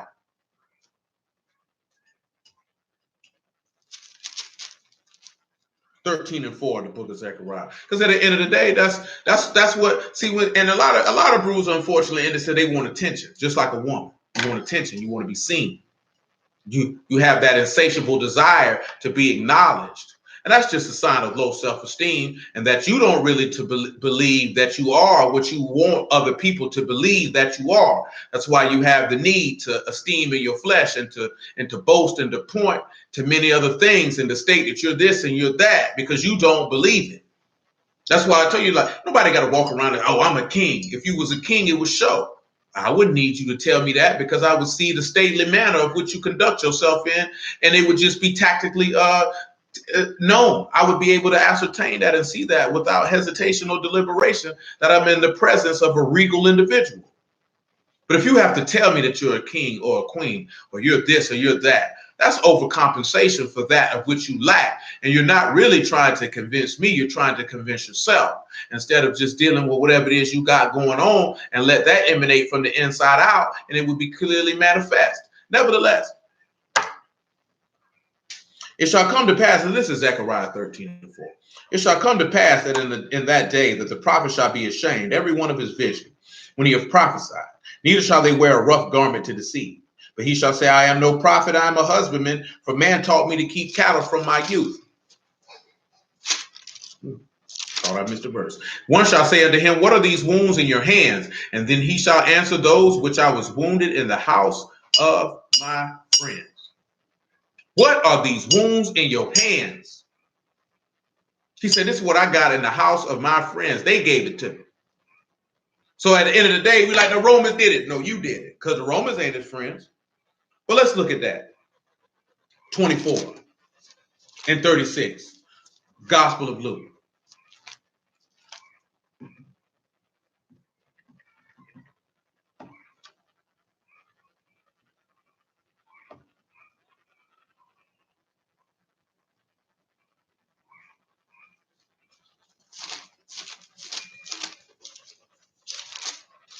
(24 and 36). Gospel of Luke. Matter of fact, make it 32. Matter of fact, make it 30. I'll make it 27. In the beginning that Moses and all the prophets, he expounded to them in all the scriptures the things concerning himself. They drew nigh unto the village whither they went, and he made as though he would not have gone further. He would have gone further. But they constrained him, saying, abide with us, for it is towards evening, and the day is far spent. And he went in to tarry with them. And it came to pass, as he sat at meat with them, he took bread and blessed it and brake and gave to them. And their eyes were opened, and they knew him, and he vanished out of their sight. That go back to what we read in Isaiah earlier. Those who have eyes but are blind. Those who have that are deaf with ears.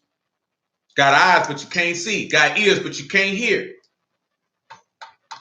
And they said one to another, did not our heart burn within us when he talked with us by the way, and while he opened to us the scriptures?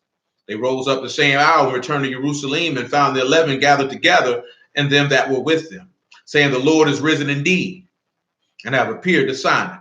And they told what things were done in the way, and how he was known of them in breaking of bread. And they, as they thus spake, Yahushua himself stood in the midst of them, and say unto them, Shalom be unto you. But they were terrified and affrighted, and supposed they seen a ruach. And he said unto them, why are you troubled, and why do thoughts arise in your hearts? Behold my hands and my feet, that it is I myself. Handle me and see. For a ruach have not flesh and bones, as you see me have. I want you to keep that in mind, that a ruach have, because we're going to rehash something that we just went over. A ruach don't have flesh and bones, as you see me have. And when he had thus spoken, he showed them his hands and his feet. So you see that Yahushua took that sacrifice for Yahuwah.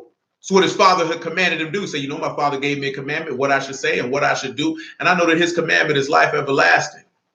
He took that subscribing or that engraving upon his hand for Yahuwah. That's how Yahushua, what you're reading right here, being resurrected from the dead, because now he has power with Elohim and with man. Let's just look at Genesis 32 and 28 for those who don't know what the name Yasharal means. He got power with Elohim. Now he's a prince. He's a ruler. He can reign, which is pretty much what the angel had told Mary in Luke chapter 1. He told him, this is Yasharal. He done wrestled with the angel and won. He has prevailed. And you have to realize that Yasharal also means that one who has prevailed. He has prevailed to be able to take on that title. So in reality, and what we were looking at that, because a lot of brews like to surname themselves Yasharal. Well, unless you subscribe your hand unto Yahuwah, then you don't have the right or duty to place that name upon you. But if you do place that name upon you, then this is what you ought to do after that. And we'll deal with that too. But let's get this Genesis 32 and 28. And he said, your name shall be called no more Jacob, but Yasharal, for as a prince you have power with Elohim and with men, and have prevailed. So if you're going to name yourself Yasharal, you naming yourself after Yahushua, truth be told. So that means you would have to manifest that you are a son of that seed. And let's look at 2 Timothy 2 and 19. Because that's the family name. Now, truth be told, that's not our custom to name yourself, say, oh, I'm taking Yasharal and making it a last name, because it's not a last name. That was a man's literal first name. His name went from Jacob or Yaakov to Yasharal. That's not a last name. He was still Yasharal ben Isaac. He was still Yasharal, son of Isaac. That did not change. He didn't become Jacob Yasharal. He was Yasharal, son of Isaac, period. Didn't change. That's always how it has been. You're gonna give reps to your father's house. To your father's house, period. I am of this household, of this tribe, boom, boom, boom, all the way back to Adam. That's how that works. That's how that works. You know what I'm saying? Because you're going to get back, I'm from through Shem, but now when you sit back and you look at it, you just saying, I'm of the house of Elohim through Yahusha. I ain't got to go through nobody. I go straight to the source. That's why he told you that he'll be called your father in Isaiah chapter 9, period. So a lot of people put that name on that title, that name, and say that's who they name by. I'm such and such, son of Israel. I'm such and such, son of Yah, or I'm Bat Yah, all that lying. Lying. You don't even realize what you're doing. You lying. You know what I'm saying? Because if you ain't born again, you ain't no son of his. You're just lying. You just lying. You no daughter of his. And you ain't been born of the word. You're lying. And people don't even realize that. You lying on that man. Because there's steps to get to that point. Don't be around here lying on this man. 2 Timothy chapter 2, verse 19. Listen what he say. Nevertheless, the foundation of Elohim stands sure, having this seal. The Lord know them that are his, and let everyone that name the name of Hamashiach depart from iniquity. So if you're going to name the name of Yahusha, if you're going to name the name of Yasharal, I suggest you depart from lawlessness. Because at that point, you're going to bear record against yourself in heaven that you lying. And we don't even consider the stuff that we doing. That could be, you know how many brews, that's a witness against them? That's a witness against them. You naming yourself out, but a lot of them name themselves after Yasharal, ain't even think about Yahusha. Ain't even think about Yahusha. That's not even their concern because they enemies of the state. But that's another conversation for another time. Come on back to 2 Kings chapter 19, verse 29. We were talking about that fruit and that budding. Right. That's what we were talking about on Wednesday, right? And it's just a continuation of the same. I want you to take a look. Remember, we were talking about this in verse 29, and this will be a sign. You'll eat the things that grow of themselves. In the second year, we spring of the same. In the third year, sow you and plant vineyard, eat the fruits thereof. And the remnant will take root downward to bear fruit upward.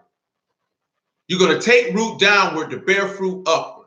Well, we already sat back and seen this here based off of subscribing your name unto Yahuwah, of Yahusha taking root downward to bear fruit upward, because we talked about that Wednesday as well. In regards to seed die alone, but if it die, it bring forth much fruit. Now, of course, you know in Isaiah 26 and 19 that it says your dead men will live with my dead body. Because this is the producing of fruit or his offspring. All other things that we were looking at earlier, or seed or the fruit. This is what is springing of one man's sacrifice. Because yeah, you said you was Yahuwah, but you was proud and boastful in your heart. And you said you were of Jacob, but you were boasting of your flesh, but you didn't have the faith of Jacob. You didn't have the faith of Abraham. You didn't possess that. But one man came and said, Romans 5:1. One man came and said, you know what? I'm going to subscribe. I'm going to engrave my hand to Yahuwah, so I can take this title. You needed that man to do that, so you could come up under that banner. Because if he doesn't do that, how you going to come up under that banner? Do you not realize that you broke the covenant that he made to Abraham, Isaac, and Jacob? So therefore, because you broke it, you don't have a right or a claim to it? Because you've been banished? We don't even realize that you came under captivity in the land in the book of Judges. You probably weren't even in the land a good 100, 200 years, a good 2, 3, 4 generations, and you were already in captivity. Let that sink into your mind. Let that sink into your mind. That from the time of Moses to the death of Joshua, you had went into captivity. That's a sad state of affairs. That's a sad state of affairs. And our people just love to boast like we just have this such a long history of righteousness. And we don't. I don't know what they read. This is a very wicked, unbelieving people, and have been from the jump. It's only been a handful of righteous. Why you keep thinking he always mentioned a remnant? Because it was only a handful that actually were rolling with him. It was never the whole. It was never just like we had this community of upright and righteous people. I've said this in the past and I'll say it again. Every single solitary instruction in that law that he told you not to do, you did it. So when he told you not to lay with beasts, what was your stinking behind back there doing? Humping on Betsy, sleeping with the sheep, knocking the mules down. That's what you was back there doing. When he told you not to sleep with your sister, you went and laid with her. When he told you not to slay the innocent, you found as many innocent people you could find and you killed them. When he told you don't serve your children up to Molech, you had 3 children and you couldn't wait to toss them to that owl god. You couldn't wait.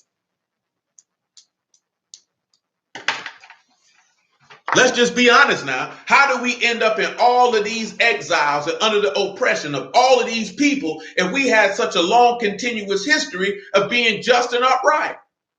What book had these people been reading? We went through this a while back, a couple years back. You did not have a single solitary righteous king in the house of Joseph. The house of Yasharal, the quote unquote kingdom of Ephraim, the kingdom of Yasharal, the northern kingdom did not have one righteous king in its entire existence. And the book of Proverbs tell you if the ruler is wicked, the people will be too. When you look at the kingdom of Judah, you can almost count how many righteous kings you had. You know what I'm talking about? Manasseh had to get his head bust wide open for him to get right. You had Hezekiah. You had Josiah, and you had Solomon, and you had David. And I'm omitting a couple, but in the grand scheme of things, you didn't have that many. You didn't have that many. So that means these people been wilding. You can read in the text where it say these people went centuries, multiple generations without keeping Passover. Multiple generations in the land, not outside the land, in the land and didn't keep it. In the land. The book of Jeremiah, before they got to the Babylon, the man said, just keep the Sabbath, cuz. Just keep the Sabbath. They said, no, we can't do that. You asking too much. You asking too much. We can't do that. And guess what the people were around there doing? All the priests and the prophets telling the people they can be wicked and Yahuwah was cool with it. Come on, man. Junk ain't right. It just ain't right. But let's swing to Ezekiel 37, man. Ezekiel 37:1. Because I said that we would do that. And Yahuwah willing will. Whether we get to those 2 trees, because we went through it not too long ago, but I said we'll go back over it again and get a little bit more in depth if you will, and that's what we're going to do. And we're going to go ahead and hit Ezekiel 37, 38, and 39. We done made our way through 40, so we'll just do that on top of that. Because I said that's what we're going to do, and you will willing, that's what we're going to do. Ezekiel 37:1. And every time we read Ezekiel 37, I say it every single solitary time. Stop letting people tell you that this is talking about the awakening of Yasharal. That's a bold-faced lie. That is a man who lacks complete and total understanding of the scriptures, period. And he can spin it, he can grin it, however he wants. This chapter is not bearing witness to what people are saying it's bearing witness to. It is pretty crystal clear and plain what this man is talking about. It's clear and plain. It don't matter. See, that's the thing too that brews like to do, that they accuse Christians of. You don't like to let go of teachings that you find to be false. They don't like to let that go. Well, what about the awakening? Nigga, what about it? Don't you realize that's a doctrine of man? Yahuwah never said nothing about awake my people up to their nationality. You can't find it. A man told you that.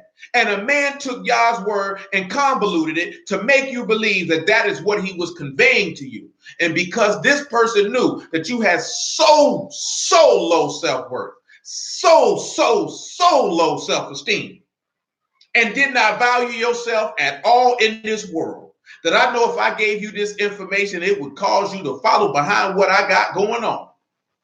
To cause you to believe that Yahuwah was thoroughly concerned with you knowing what seed you come from versus you knowing him. Sad state of affairs. Ezekiel 37:1. The hand of Yahuwah was upon me and carried me out in the ruach of Yahuwah and set me down in the midst of the valley, which was full of bones. And he caused me to pass by them round about, and behold, there were very many in an open valley, and lo, they were very dry. Pause. Zechariah chapter 9. These bones ain't had no water. I pull the word up for dry.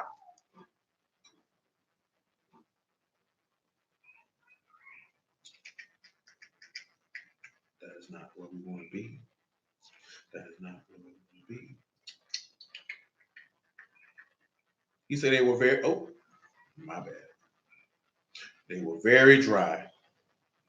The word for dry is yavesh. Dry. Simple as that. Yod, Bat, and Shan. And just because we're just going to be very anal and be very specific so you can see exactly what this is referring to. The word bones is etzem, and it is bones, limbs, members, external body, the substance or self. That's what it is. That's what it says. What was I headed at? Zechariah chapter 9. I was just going the wrong way.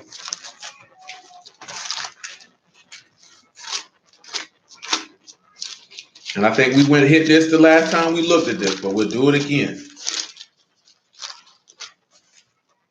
Zechariah chapter 9, verse 11. As for you also, Zechariah 9 and 11, as for you also, by the blood of your covenant, I have sent forth your prisoners out of the pit wherein is no water. Now, blood of the covenant, sending forth prisoners out of the pit. Y'all know what that pit is. That's the grave. That's the same pit that Joseph was in, where there was no water. And there's several places in this text, and we dealt with this particular matter specifically probably about 7-8 months ago about dwelling in the pit where there is no water. But we'll look at that word for pit, because pit is the grave. And he's telling you that these bones are dry and they're in an open valley. So they're in a grave, and there's no water in the grave, meaning there's no life in the grave because there's no ruach in the grave. This is what this is conveying. Why do you think they say there's no praise in the grave? Nobody praise you in the pit.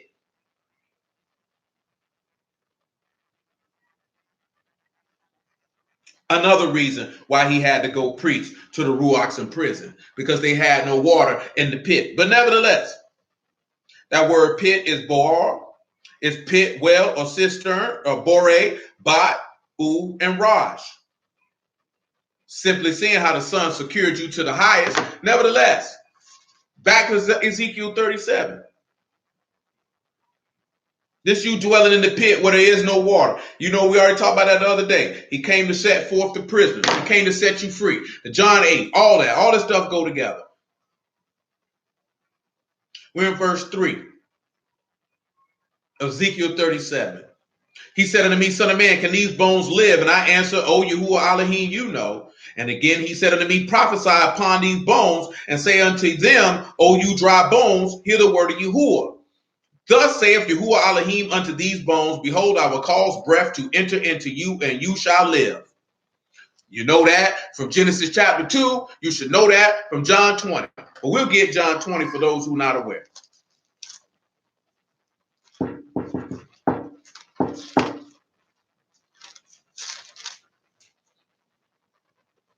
John 20 and 19. We'll make that quick, because this is a rehash, so we're not going to hit every single solitary thing that we got to hit. And when he so said, he showed unto them his hands and his side. And then were the disciples glad when they saw the Lord. Then said Yahushua unto them again, Shalom be unto you, as my Abba have sent me, even so send I you. And when he had said this, he breathed on them and said unto them, receive you the Ruach HaKadosh. Now let's pause. You see, he said, come back to breathe, that I would cause breath to enter into you. Let's look at breath, because you got to look at that. If they say this is the awakening, what is this breath that's entering into you? You can't tell me I'm getting breath in me because you told me I'm an Israelite. I may fight you for insulting my intelligence, because that is just disrespectful to look me in my face and tell me that bold-faced lie and expect for me to believe it.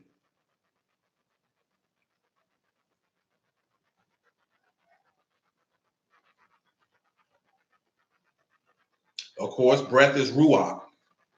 So he said he gonna put his ruach in. Listen to the next thing he says. I will lay sinews upon you and will bring flesh upon you and cover you with skin and put breath in you and you shall live and you shall know that I am Yahuwah. Why do you think that I told you to remember that in Luke 24 that he said a ruach don't have flesh and bones as you see me have? And what do you turn around and you see him telling you that he took bones and put flesh on them? Go get your Matthew 22 and 27, I believe. Sinews, just so you know. It literally means sinew. It is your tendons. It is Gahed, Gamal, Yod, and Dalet. You know, you can look at it, the messenger's work of sacrifice, if you would. Nevertheless, of course, flesh is obvious. It's basar, just so y'all can know. Flesh of the body. And he said he'll cover you with skin. And that is ore, and that is your skin. So you got to sit back and look at it, right? We say we are the truth. We believe the word. And this word is telling you that he going to put flesh and put it on bones and put his ruach in you. And you around here thinking this about you knowing you an Israelite. Don't let these people out of you, man. Don't let these people make no fool out of you. You already know. He just told you. What's the advantage of the Yahudim chiefly in every way? Mainly that the oracles of Elohim were committed unto you. But don't let these people lie to you and make the word, make the gospel, and make the word of Yahuwah be about. That's what it's about. Because it's not what it's about. Matthew 22 and 24. Now notice, when Yahushua rose from the dead, he said, a ruach don't have flesh and bones as you see me have. And look what it said in Ezekiel 37. Some bones that ain't had no flesh on it. And he put flesh on it and put breath in it, and now it lives. And from Matthew 22 and 24, John chapter 5. And from John chapter 5, Daniel chapter 12. And from Daniel chapter 12 back to John chapter 11. That's how I'm feeling right now. Praise Yahuwah in the name of Yahushua. That's how I'm feeling right now. Saying master, this is Matthew 22 and 24. Saying master, Moses said, if a man die having no children, his brother shall marry his wife and raise up seed unto his brother. Now there were with us 7 brethren in the first, and when he had married a wife deceased, having no issue, he left his wife unto his brother. Likewise the second also, and the third unto the 7th. And the last of all, the woman died also. Therefore, in the resurrection, whose wife shall she be of the 7? For they all had her. Just for context, this is the Sadducees who he's speaking with, who did not believe in the resurrection of the dead. Let's look at the Lord's statement. Yahushua answered and said unto them, you do err, not knowing the scriptures nor the power of Elohim. He already told them, you wrong, and you don't know the power of Elohim, and you don't know the book. And that's why we going through what we're going through and looking at what we're looking at. Because these dudes do not know the power of Elohim, nor do they know the book. Period. He say, for the resurrection, they neither marry nor are given in the marriage, but are the Malachim of Elohim and Shamahim. But as touching the resurrection of the dead, have you not read that which was spoken unto you by Elohim, saying, I'm the Elohim of Abraham, and the Elohim of Isaac, and the Elohim of Jacob. Elohim is not the Elohim of the dead, but of the living. That's why he said, can these dry bones live? Because I can't be their God and they dead now. He said, Yahuwah, you know. He said, guess what? I put some life in them. Because Yahuwah is not the God of the dead, period. That's why he put his ruach in them so they can live. That's why you got to get the ruach in you so you can live. Because if you don't got the ruach in you, then you dead. That's why Yahushua said, let the dead bury the dead. Because at the end of the day, he's the Elohim, or the power of those who are alive, because his power is life. And if you don't have the ruach in you, if you haven't been born again, then you are dead, and you can't say he your God, because then you would be dead. So that's why we have to continually mortify our members daily, taking up our stake daily, crucifying the flesh to live in the ruach, so that we can say confidently and boldly that Yahuwah is our Elohim and Yahushua his anointed one, our King and Redeemer, and be speaking that in ruach and in truth. Period. You can't let these people out here be trying to make straight fools out of, man, and we be riding right along with it because we seeking for validation, but not validation from Elohim, but validation from each other. John chapter 5.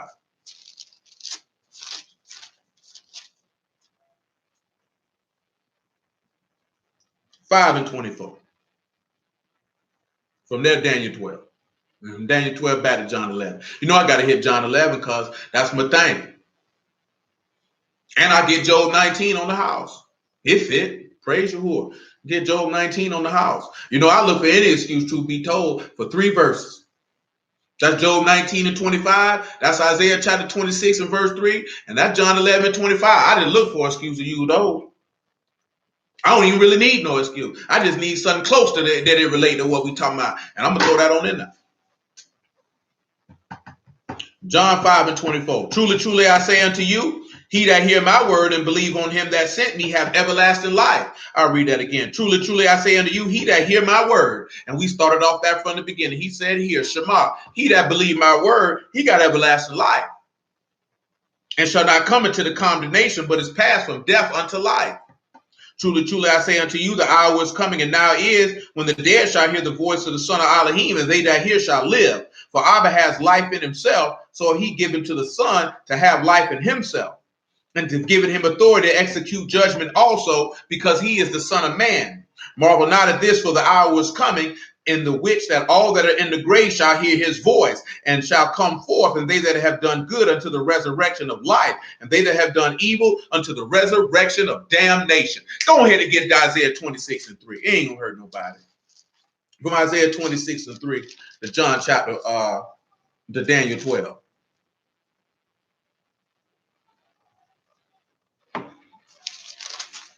Because he said, if you hear his word, you'll live forever. That's what he told you. Isaiah 26 and 3. He said, you will keep him in perfect shalom, whose mind is stayed on you, because he trusts in you. Trust you in Yahuwah forever.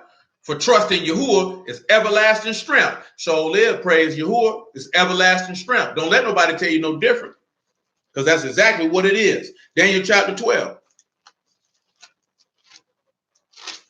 12 and 2, I believe. It is. From 12 and 2 to John 11.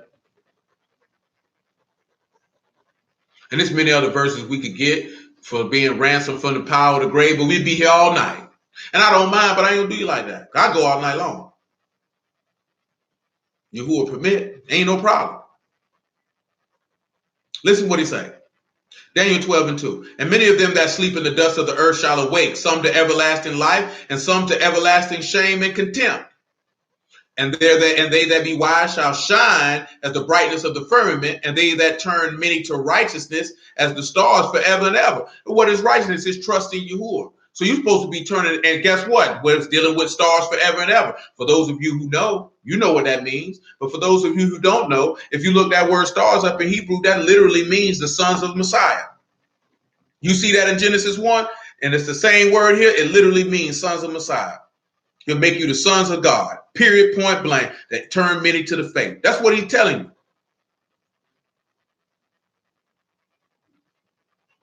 That word, if you're not familiar, is kokav, star, or Messiah, brothers, youth, numerous, progeny, personification of Elohim's omniscience.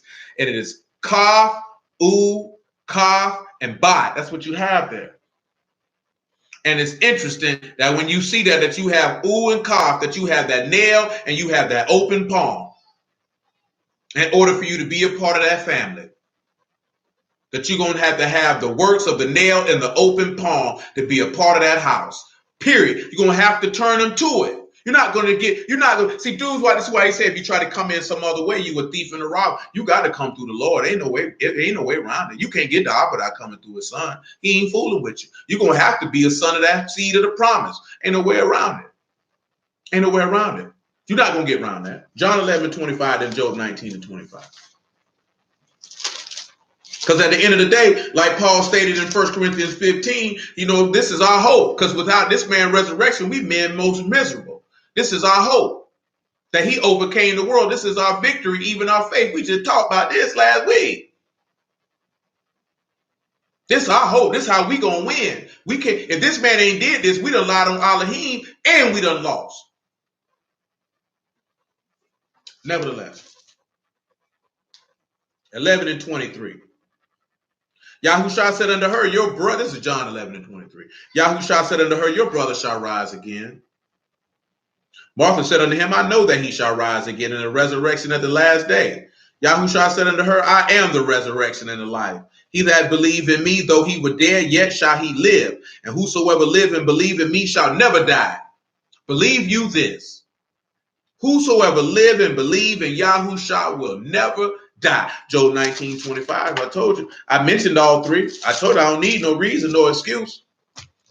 All three of them should give you hope to trust your Elohim and to continue on and know that your work in the Lord is not in vain.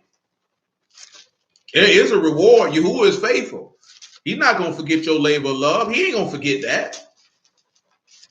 Remember, he said to be well doing unto a faithful creator. How you seek to please your husband and then your husband going to be like, oh, no, I ain't tell you to do that. Oh, I don't remember what you did for me. That I asked you to do for me. That I told you if you do this, this will make me happy. That I delight in these things. And then you do the things that he delight in. And then he don't acknowledge that. No upright man would ever do anything of the such. Job 19 and 25.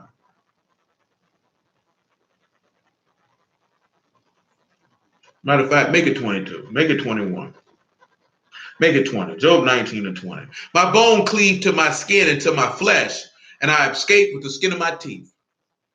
Have pity upon me, O you my friends, for the hand of Elohim have touched me. Why do you persecute me as Elohim and are not satisfied with my flesh? Oh, that my words were not written. Oh, that they were printed in a book. They that were graven with the iron pen and laid in the rock forever. For I know that my Redeemer lives, that he shall stand at the latter day upon the earth. Listen to what he says. And though after my skin worms destroy this body, yet in my flesh I shall see Elohim, whom I shall see for myself, and my eyes shall behold, and not another, though my reins be consumed within me. Listen what he said. After those my skin worms destroy this body. Because you know what happened when you go in the grave. That's why them bones in that valley ain't got no flesh on them. Because they've seen corruption. But he said, but yet in my flesh, I will see Elohim. Takes you back to the flesh and bone where we read in Luke 24 and see why you can see why he putting flesh and bone on these bones in Ezekiel 37. Ain't nowhere in the world they're talking about no awakening. Let nobody make no fool out of you, man. Nigga tell you that nigga don't know what he's talking about. And I'll put it to you this way, me personally. If you come to that, if you come to me and you open up the text and you try to teach me that, I know Yahuwah ain't sent you, because I know that's not the word that Yahuwah is ordained from heaven to put in your heart, to come out your mouth, to tell to me or anyone else. I know Yahuwah ain't sent you, because I know that's not his doctrine. You made that up. You made that up. That don't line up with the text. That don't line up with the plan of salvation. That don't line up with the lamb being slain from the foundation of the world. That's your stuff. You speaking a divine nation out of your own heart. Yahuwah ain't give you that. And you can call to your mouth catch fire. I don't care how many niggas you go get or how long you say it's being taught. So what? They've been teaching lies in Christianity for years. You think you get a pass? Because you know you're Israel, you think you get a pass? Nigga, that's a dummy doctrine, nigga. I'm not going for that. A dummy gonna believe that. And when I say dummy, meaning you don't know the text. No, I'm not going for that. You can tell somebody else that. I don't believe you. 37 to 6, book of Ezekiel. And I will lay sinews upon you and bring flesh upon you and cover you with skin and put breath in you, and you shall live and you shall know that I am Yahuwah. So I prophesied as I was commanded. And as I prophesied, there was a noise, and behold, a shaking, and the bones came together, bone to its bone.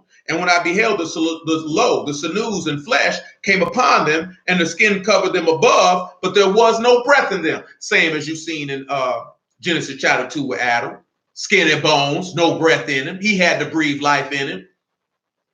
Same reason why we read that in John 20. Though they had skin and bones and they could breathe naturally, they didn't have no life in them because there wasn't no ruach in them. Nevertheless, then he said unto me, prophesy unto the wind, prophecy, son of man, and say to the wind, thus saith Yahuwah Elohim, come from the four winds, O breath, and breathe upon these slain that they may live. Well, what did we read? He said that his mouth is a two-edged sword. We can read in Hosea 6 and 6, I slain them with the words of the prophets. Why were you slain? Because what did we read earlier in Romans chapter 7? That when sin came, the commandment revived and it slew me. It slew me. That's what we read earlier. So praise Elohim in the name of Yahushua. You see that everything we looked at as a whole, it come right together to point you to what everything is talking about. Why were they dead? You can't tell, oh, you dead because you don't know your nationality. Nigga, you's a dummy. You's a dummy. You know what I'm talking about? You gonna look at me with a straight face and tell me I'm dead because I don't know I'm Israel, nigga, and I'm mired in sin, cuz? When Yahushua said, let the dead bury the dead, that I don't have no life in me, I don't have Yah in me, so therefore I'm dead, and you're going to tell me I'm dead because I don't know my nationality, cuz I feel disrespected as a man. You know what I'm saying? I feel disrespected as a man. I feel more insulted from what you just said versus what a Christian pastor could ever tell me. Nevertheless, so I prophesied as he commanded me, and the breath came unto them, and they lived and stood upon their feet, an exceeding great army. Well, all you need to do is go look is in Revelation 7 and 9 about so many people that it couldn't be numbered. And we talked about that not too long ago, maybe last week or the week before, about in the book of Genesis. Let me take a look. Was that Genesis 41? You know, thanks be to the Lord. You know, the word is good. His mercy and righteousness endure forever. And his understanding is for those who seek after him. Because he ain't nobody seeking after his understanding, because he say he don't weary or fall asleep. He said, but ain't nobody looking for his understanding.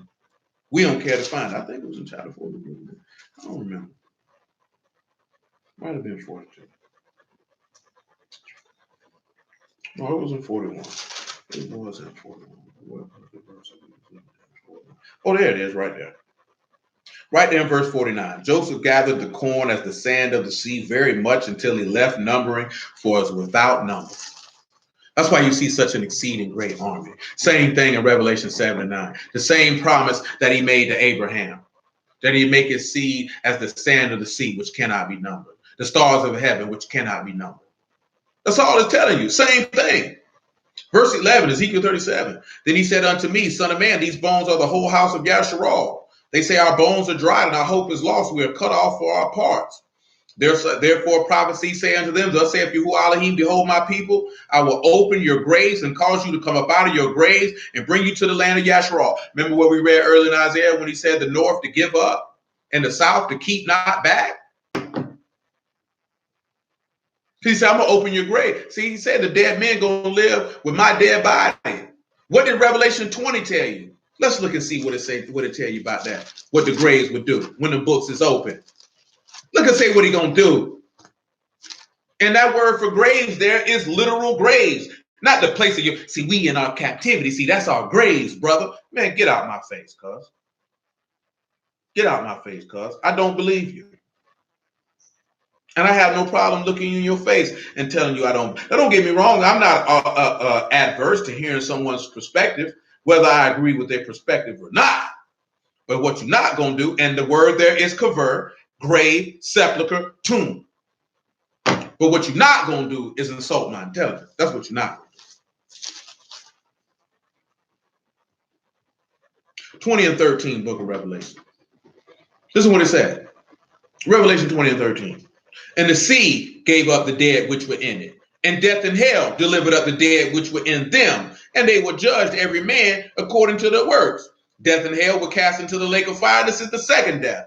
Whosoever was not found written in the book of life was cast into the lake of fire. Simple as that. He's sitting here telling you, I'm going to bring you out your grave. Remember what Paul told you in 1 Thessalonians chapter 4? The dead and the Mashal are going to rise first. So you mean to tell me that he ain't going to open his graves or resurrect the dead and bring him into the land? And you know why that's not told or spoken amongst Bruce? Because Bruce don't believe in the resurrection of the dead whole time. It's not part of their conversation. He said, abundance of the heart, the mouth speak. As a man thinketh in his heart, so is he. So if you believe, you think in your heart, if you believe in your heart that Yahushua rose from the dead and ascended at the right hand of the Father, then therefore that would be who you were, because that's what you believe. And therefore, as it also says in Psalms, I believe, therefore I speak. So if the abundance of the heart, the mouth speak, and you believe that he resurrected from the dead, then you will speak on that. That's why Paul, when it mentioned that Paul and the apostles were ridiculed because they spoke of the resurrection of the dead, because people thought that that was just an outrageous thing of which to speak of. But that's not a conversation had amongst our people. Ask yourself, why is it not? That's not a pie in the sky. That's not a, oh, we got to get our heaven late. Who talking about all that? Now I'm talking about living forever and reigning with Elohim, cuz. Matter of fact, since I said that, Matthew chapter 16. Give thanks and praise to Elohim.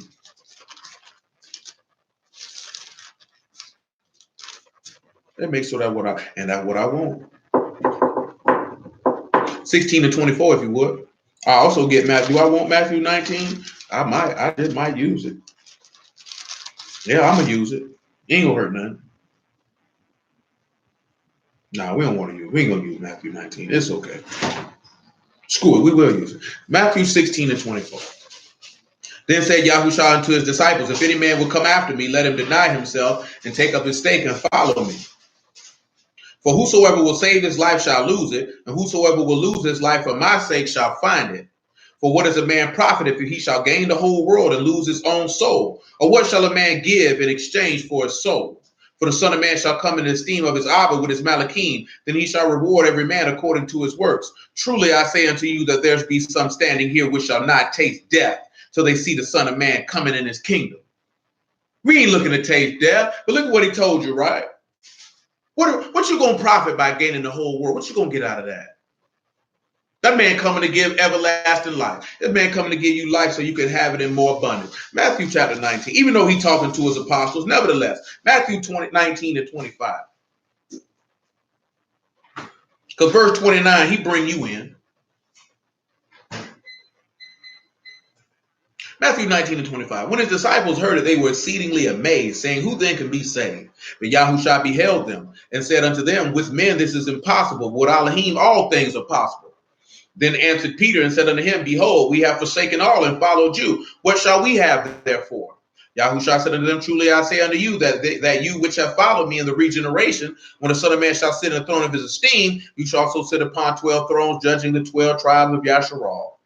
Everyone that have forsaken houses or brethren or sisters or father or mother or wife or children or lands for my name's sake shall receive 100-fold and shall inherit everlasting life. But many that are first shall be last, and the last shall be first. It's the same thing that when he made mention that if you had but gave a prophet a cold glass of water in his name, you wouldn't therefore lose your reward. I think that's in Matthew 10. Let's take a look at it.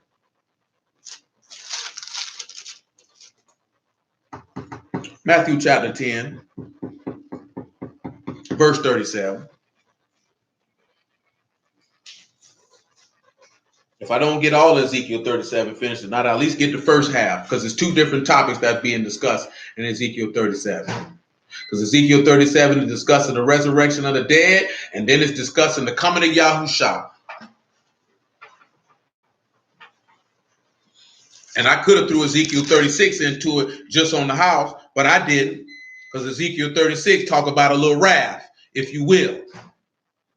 Matter of fact, Ezekiel 35 as well. 35 and 36 talk about a little wrath. Matthew chapter 10 and verse 37. He that love Abba or Emma more than me is not worthy of me. He that loves son or daughter more than me is not worthy of me. And he that take not his stake and follow after me is not worthy of me. He that find his life shall lose it, and he that loses his life for my sake shall find it. He that receive you receive me, and he that receive me receive him that sent me. He that receive a prophet in the name of a prophet shall receive a prophet's reward. He that receive a righteous man in the name of a righteous man shall receive a righteous man's reward. And whosoever shall give to drink unto one of these little ones a cup of cold water only in the name of a disciple, truly I say unto you, he shall no rise lose his reward. This man said, I ain't gonna forget your labor, Lord. I see. I'm riding with you. That's dead serious what that man talking about. And I go back to what we read in Chronicles. Believe Yahuwah and his prophets, and you shall be established. I mentioned Romans 5 earlier, but we'll get to it in a minute. Come back to Ezekiel 37.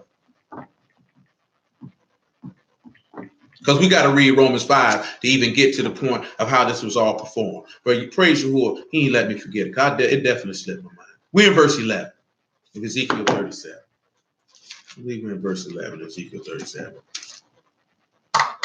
No, I read verse 11. I read verse 12. Look at verse 13. And you shall know that I am Yahuwah when I have opened your graves, O my people, and brought you up out of your graves. And shall put my ruach in you, and you shall live, and I shall place you in your own land. Then you shall know that I am Yahuwah, that I Yahuwah have spoken it and performed it. Saith Yahuwah. That man say he'll put his ruach in you, you'll live. He will resurrect you from the dead. Then you'll go to the land. This ain't no talking about that's bringing us out of our captivity. This man meant exactly what he said.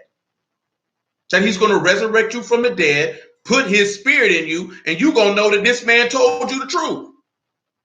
Because you trust in Yahuwah, that was your everlasting strength. The word for live there is kaya. You should be familiar with it.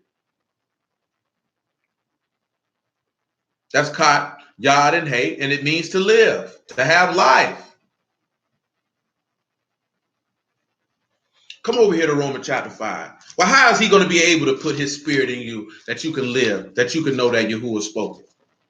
How are you going to know this? Romans 5:1. Therefore, being justified by faith, we have shalom with Elohim through our Lord Yahushua HaMashiach, by whom also we have access by faith into his grace, wherein we stand and rejoice in the hope of the esteem of Elohim. And not only so, but we esteem in tribulations, also knowing that tribulation work patience, and patience experience, and experience hope. And hope make not ashamed, because the love of Elohim is shed abroad in our hearts by the Ruach HaKadosh, which is given unto us. For when we were yet without strength, in due time, Hamashiach died for the ungodly. They say we lost our parts. We dried up. You ain't got no hope because you ungodly. How you going to have hope and you ungodly? The book say the ungodly don't have no hope. Like I've been through this here. Like when you look at the word hypocrite, the word hypocrite literally by definition means actor. This is one of the reasons why Yahuwah don't like hypocrites, because you pretending.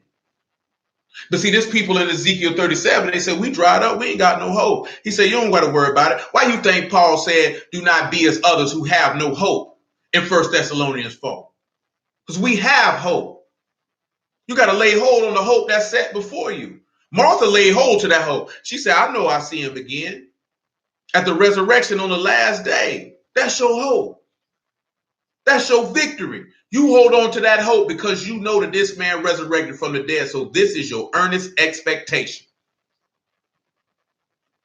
Remember what the book said, the law say, man. He said, I know that he will not suffer his Kadesh one to see corruption. Yahuwah made the promise to Yahushua that he would resurrect him from the dead, and Yahushua believed it, and that was his hope. He said, my flesh rests in hope. You're supposed to be resting in hope. The work has already been done. All you got to do is follow the Lamb. The work has already been done. All you got to do is take up your stake and follow the path. That's all you have to do. Because if you take it up your stake, you already trusting in Yahuwah, because you're saying, I'm willing to go up on this stake and die with him. And since you got a mercy, you already said you've done that, because I mortified my flesh and I'm dying to sin. And I shall now live unto the will of Elohim by the Ruach, and not according to the deceitful lust of the flesh. But nevertheless, he said, verse 7, for scarcely for a righteous man will one die, yet peradventure for a good man, some would even dare to die. But Elohim commend his love towards us, and that while we were yet sinners, Hamashiach died for us. Much more than being now justified by his blood, we shall be saved from wrath through him. For if when we were enemies, we were reconciled to Elohim by the death of his son, much more being reconciled, we shall be saved by his life. And not only so, but we also joy in Elohim through our Lord Yahushua HaMashiach, by whom we now have received this atonement, or the reconciliation. That's what you're seeing in Ezekiel 37 is a reconciliation. The only people who can be reconciled to Elohim is the people who have taken part of his covenant, and he said he will resurrect them, and you will know that he has done it, and he has performed it, and that he spoke it. But you know what I'm going to do? As we'll read the second half of Ezekiel 37, y'all willing on tomorrow, pair it all together, work it like that, and we'll just say hallelujah for Yahushua the word. Appreciate everybody's time. Yet Yahuwah be praised and bless his soul, if you would, because Yahuwah is good and his mercy endures forever. So we went through a lot of things of how the tabernacle or the house of the upright will flourish or blood or blossom. And we went through a lot of things in a lot of different places in regards to a seed that would come forth. Because we talked about that fruit a little bit on Wednesday, of that seed and that button. And then we came through and we went and we grabbed it and we added some more things to it. And what we were looking at and seeing is that there's an offspring that have a ruach poured on them that we read in Isaiah 44, which you've seen in Ezekiel 37, which you've seen in numerous other places, but it's based off of one man's seed. And that seed being the seed of the promise, which is Isaac, which is Yahusha. Which that Isaac means laugh, and there's a song that talks about you laughing. Matter of fact, I'll grab it for you. Psalms 125. And what's stated in it?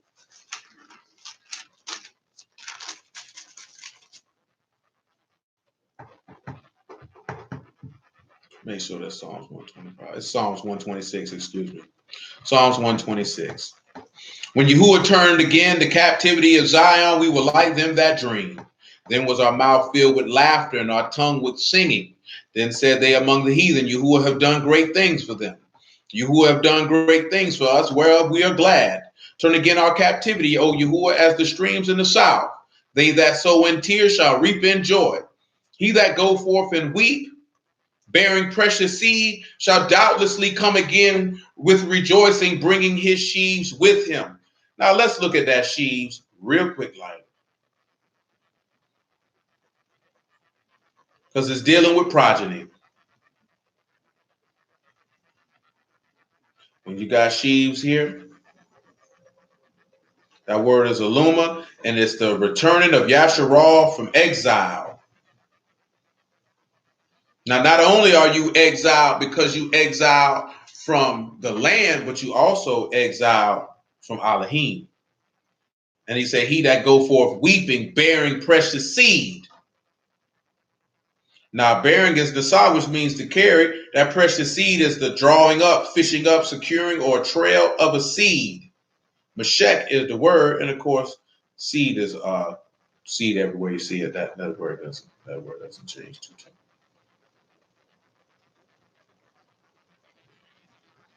But also that's a raw. Also, that take into account that that the man's seed is the most precious thing. A woman's womb is vital, but her womb is nothing without the seed, because the seed is more valuable than the womb, because the womb is just the holder of the seed. That's why the book tell you that the seed is the word and your heart is the good ground. That word or that seed is more valuable than your heart, because your heart can do nothing without the seed. The seed doesn't have any need of you, because that seed can produce fruit anywhere, wherever it is dropped. So he's bearing precious seed, and he's going to bring his sons with it. Because you already know where he was weeping, because he was exceedingly sorrowful, even unto death. But he's bearing precious seed. That word is precious, and he's holding it. It's lifted up, and it's precious. And that precious seed, or that is to draw you to him. See, we don't even realize that or look at that. But like I said, we were looking at that. He bear fruit. He's able to bud, because that seed fell to good ground, and men are resurrected from the dead. So like I said, we went over Ezekiel 37 not too long ago. We went over again. If anybody tells you that Ezekiel 37 is the awakening of Israelites, then you know that that is not the word of Yahuwah, because that man is clear. And Job 19 backed it up. Luke 24 back it up. That man is clear. That's the resurrection of the dead. What you think you finna be like they show you on TV? Little floating around spirit that you can put your hand through and walk through? That's what you thought? Don't you realize every time these people saw a Malachim, they saw flesh and bone. They seen a man. The book show you this and tell you this. As I mentioned y'all before, why do you think they like to show zombies and show the resurrected state to be gruesome and grotesque? Because they don't want you to have that expectation. That's their mocking of Yahuwah. They know you resurrected from the grave. You think they put that stuff in TV show and movies just to put it in there? They know you resurrected from the grave. And guess what? Even when they resurrect from the grave, they flesh and bone. They just decayed flesh. It's still flesh and bone. Don't let these people make no fool out you, though. Again, though, praise be to Yahuwah Elohim in the name of Yahushua. And I bless everybody out the house of Yahuwah in the name of Yahushua. I appreciate everybody's time. Let the word of Yahuwah continually uplift you and strengthen you and guide you in your path and in your ways. Don't let nobody deter you to the left hand or to the right. Stay on the straight and narrow path that you might make your election shorter, receive a full reward. Yahuwah willing would be on 103rd. Y'all willing, we'll pick it up on tomorrow. And again, yeah, Yahuwah be praised by way of Yahushua. Blessings to everybody at the house of Yahuwah in the name of Yahushua. And keep your feet firmly rooted on the rock. And until the next time, I bid you adieu. Yes, I would.